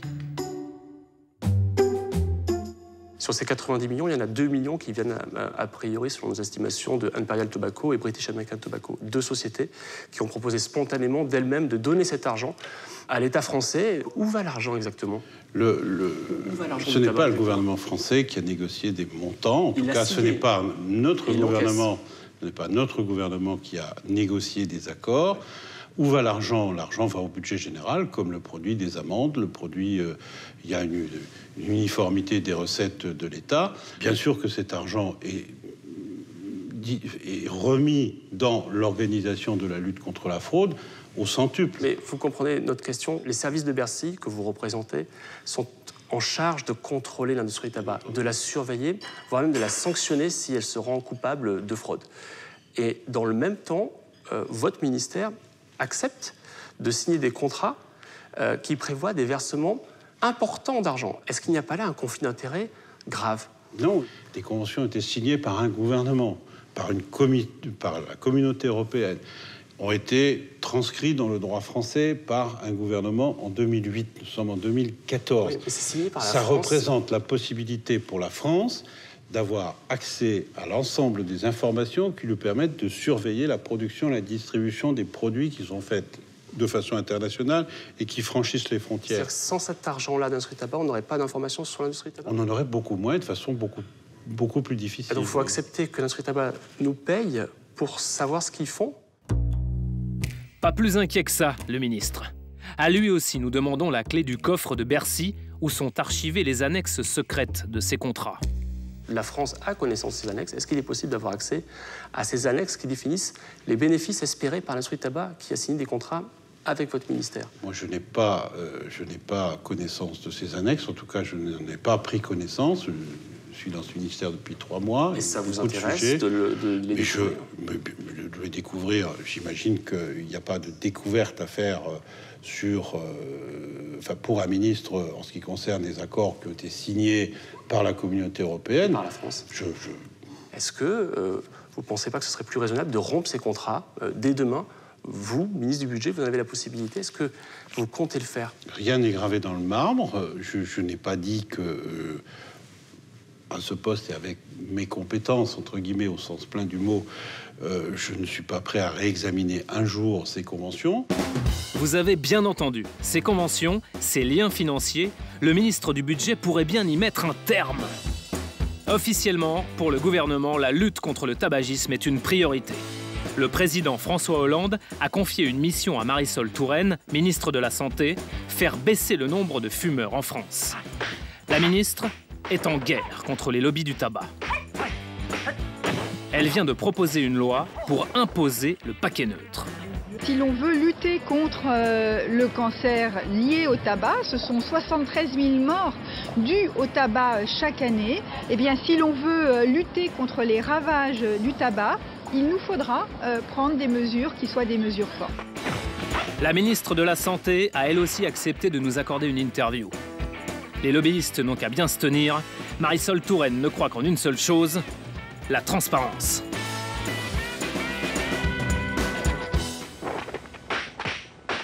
Pour moi, la clé, c'est la transparence. Au fond, on doit pouvoir dire clairement avec qui on travaille quand on est un élu, quand on est membre d'une administration, quand on est un expert. On doit dire avec qui on travaille, si on est rémunéré, sous quelle forme on travaille avec le secteur industriel. La transparence, c'est la clé de la confiance. Et donc, pour moi, le sujet n'est pas de savoir et de l'indépendance. On a découvert dans cette enquête qu'une partie du budget de l'État était financée par l'industrie du tabac. Les sommes sont assez colossales. Philip Morris a ainsi donné depuis 2006 641 millions de dollars. Japan Tobacco, 181 millions de dollars. British American Tobacco, 5 millions d'euros. Et Imperial Tobacco, 14 millions de livres sterling. Cet argent-là est arrivé en partie sur le compte du budget de l'État.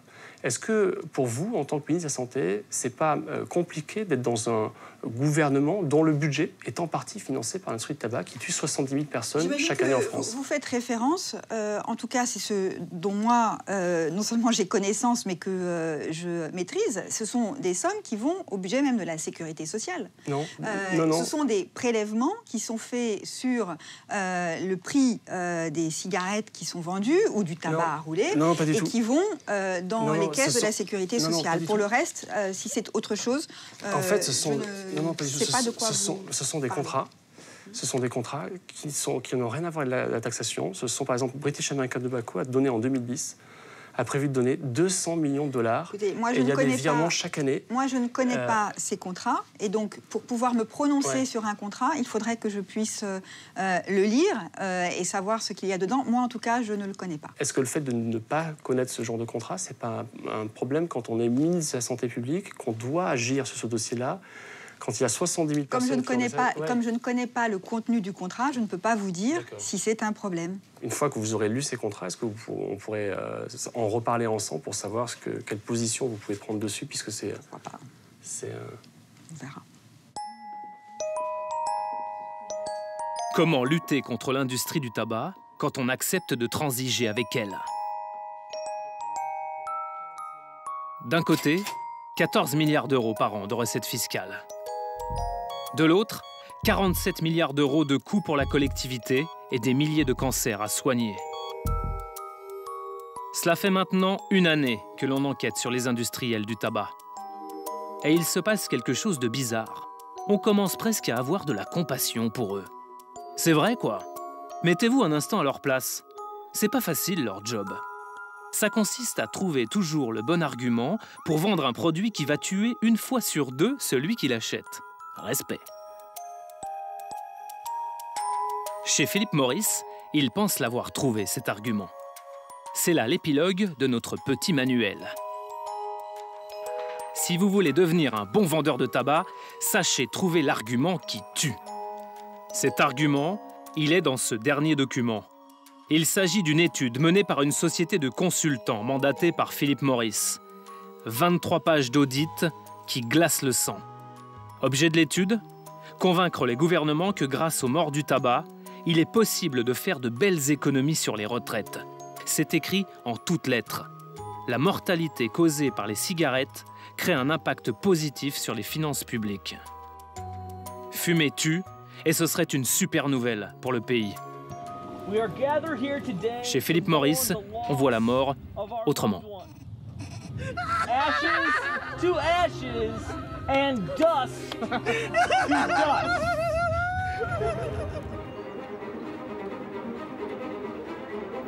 C'est à Prague, en 2001, que des analystes payés par Philip Morris ont mené cette étude morbide. Nous avons rendez-vous avec eux.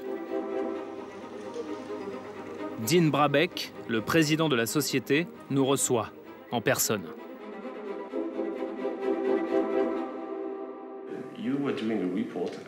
D'après notre enquête, vous avez mené une étude sur les fumeurs et vous en avez conclu que ces morts prématurées pouvaient permettre à des gouvernements de faire des économies. Quelle était exactement la méthode retenue pour ce type de calcul? Je ne sais pas. Désolé. Mais juste de manière générale, comment avez-vous travaillé pour Philip Morris?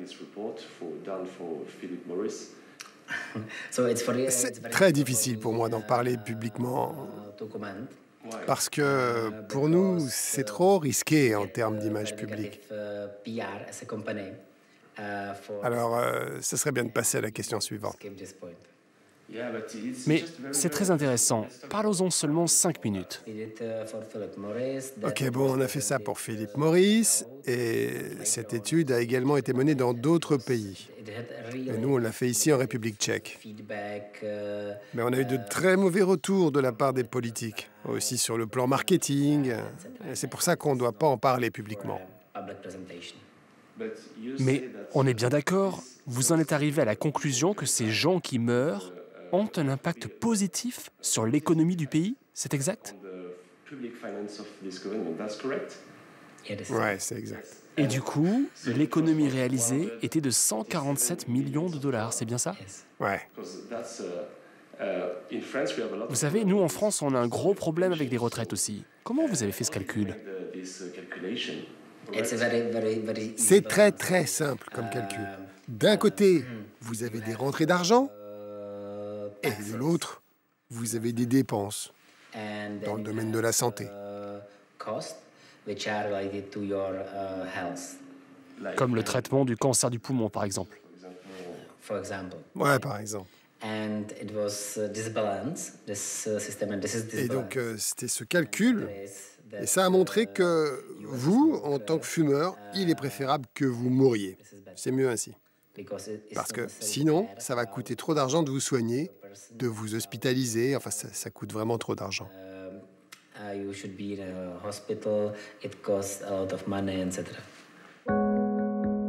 Oui, vous avez bien entendu. Le mieux pour vous est de mourir. Économiquement, du moins. En fumant, vous faites ainsi un geste pour la collectivité. vous aidez votre gouvernement à résoudre le problème des retraites. Merci pour lui. Nous montrons cette étude à Daniel et Sophie, malades tous deux du tabac.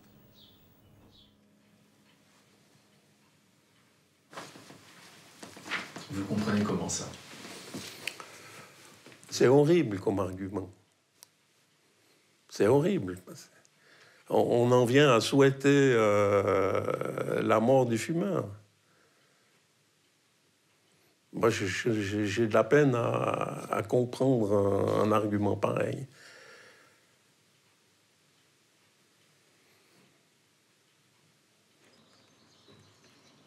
C'est perfide, quoi. Enfin, c'est dégoûtant.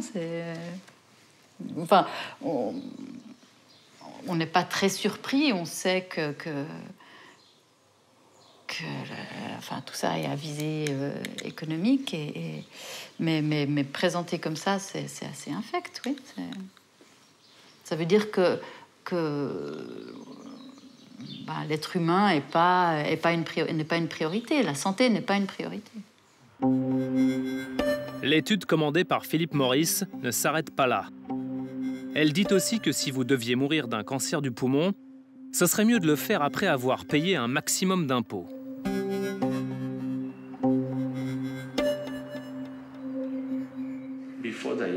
Et on est bien d'accord, vous avez aussi conclu qu'il était préférable que celui qui va mourir ait eu le temps de payer le plus d'impôts possible avant. C'est bien ça?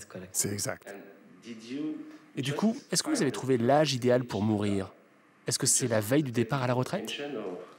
Ouais. Non, c'est pas ma réponse. Donc vous avez trouvé l'âge idéal? Oui. Non. C'était quoi, 54 ans? Je sais pas. Juste un mot à propos des valeurs humaines. Qu'est-ce que vous en pensez? Ça ne vous pose pas de problème à vous ou à Philip Morris de faire ce genre d'études? Je souhaiterais arrêter l'interview. Mais de manière globale, qu'en pensez-vous? Je souhaiterais arrêter l'interview. Juste sur le plan moral, c'est moral ou pas moral de faire ce genre d'études? Pas de réponse. Là, on a beau insister, c'est vraiment la fin de l'interview. Pas moyen d'en savoir plus sur l'âge idéal pour mourir d'un cancer du poumon. Vous travaillez toujours pour Philip Morris? Oui. Et vous faites toujours ce genre d'études? Non. Vous me dites toujours la vérité, là? Oui.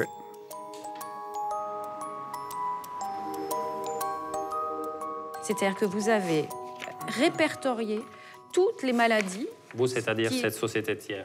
Elle a fait pour vous. C'est une commande de votre part. Oui, mais d'une manière indépendante. Non, attendez, c'est vous qui les payez. Vous ne pouvez pas dire à un moment « Ah tiens, il y a un cabinet conseil qui a fait un rapport qu'on leur a commandé, mais en fait, ils ont fait exactement ce qu'ils voulaient. » C'est pas possible. Tout à fait, parce qu'il y a des cabinets conseils qui sont sérieux et qui font leur travail d'une manière indépendante. Non, mais là, en l'occurrence... Là, je suis désolé, alors, je vais vous dire, ils continuent à travailler avec vous. On les a vus il y a quelques semaines. Ils continuent à travailler avec vous, donc ils doivent être sérieux. Encore une fois, je ne connais pas les détails, c'est une histoire ancienne. Je suis bien content de parler de maintenant et des thématiques du tabac, mais je ne vais pas rentrer là-dedans non plus. On va regarder ensemble, c'est très intéressant. Et ce document, il va vraiment détailler toutes les maladies. Néoplasme, en anglais, ça veut dire cancer. Alors, il y a le cancer du pancréas, du larynx, de la trachée, des poumons, le cancer des bronches, les problèmes de pneumonie, de bronchite, d'emphysème, les maladies cardiovasculaires. Le nombre précis de morts prématurées du tabac dues à ces maladies. Et vous avez fait la balance avec le coût des retraites pour ces gens qui sont morts prématurément. C'est-à-dire qu'en mourant prématurément, ils vont faire des économies aux États qui vont payer moins de retraites. Ça, c'est un document que vous avez donné à la République tchèque. C'est un document que vous donnez à un gouvernement. Je vous répète, fumer fait mal et on soutient des politiques... Ça, c'est pas une révélation. À l'époque, moi, j'étais en France, je travaillais dans tout autre domaine. Et franchement, c'est une chose qui est ancienne. Encore une fois, je ne sais pas le contexte. Qu'est-ce que vous en pensez? Vous avez bien un avis. Vous êtes porte-parole d'une multinationale. Je vous dis ce que je pense du tabac et de la santé, ce que mon entreprise pense de ça. Ça, je vous le dis très clairement. Que pensez-vous de ce document? Fumer fumer est nocif pour la santé, fumer fait mal. Fumer fait gagner de l'argent aux États, mourir prématurément du tabac fait gagner de l'argent aux États, c'est ce qui est écrit là-dessus. Hein. Est-ce que moralement, ça vous choque? La morale est quelque chose d'individuel. Je ne vais pas rentrer dans un débat moral, ça serait trop facile. Ce que je vous dis, c'est que ce que mon entreprise fait maintenant est tout à, Alors, est-ce que c'est éthique? tout à fait éthique. Je vous le dis et je vous le répète. On a des points de vue sur la santé, on a des points de vue sur la fiscalité. On a tendance à ne pas mélanger les deux choses parce qu'on trouve que ce sont des domaines séparés. Et ça, je vous le dis et je vous le confirme. Ouais, enfin, vous dites, nous avons des positions, virgule, aujourd'hui, virgule, éthique. Vous mettez bien le mot aujourd'hui. On a des positions éthiques, je l'en ai si vous le souhaitez, mais moi je vous parle de maintenant. Bon, sur le coup, le porte-parole ne semble pas très choqué par cette étude. Mais quelques jours après l'interview, nous recevons un communiqué de Philip Morris. La firme l'avait publié dès la sortie de l'étude en 2001, en guise d'excuse. Aucun de nous, chez Philip Morris, ne saurait profiter de maladies liées au tabac. Nous sommes profondément désolés. Une boulette. En somme. Depuis la fin de ce tournage, beaucoup de choses se sont passées. Comme prévu, nous avons attendu quelques semaines et avons contacté à nouveau le cabinet de Marisol Touraine. Est-ce que je peux vous rappeler dans une demi-heure? Ok, ça marche. On a été patient. On a gardé espoir. On a attendu. En fait, on attend toujours. À l'Assemblée nationale, Noëlle Lenoir a quitté son poste de déontologue pour se consacrer uniquement à son métier d'avocate d'affaires. Au Parlement européen, les députés Jean-Pierre Audy, Gaston Franco et Corinne Lepage n'ont pas été réélus aux dernières élections européennes. José Manuel Barroso, qui vient de terminer son mandat, et John Dalli, l'ancien commissaire à la santé, attendent tous les deux le verdict des tribunaux européens. Sur les bords du lac Léman, Sophie et Daniel continuent de prendre leur traitement. À Bruxelles, la directive tabac, après avoir été sérieusement amendée, a finalement été votée en février 2014. Mais Philip Morris n'a pas dit son dernier mot. La firme a dégainé ses avocats. Elle vient d'attaquer en justice l'Union européenne. En toute simplicité, elle demande l'annulation de la nouvelle directive.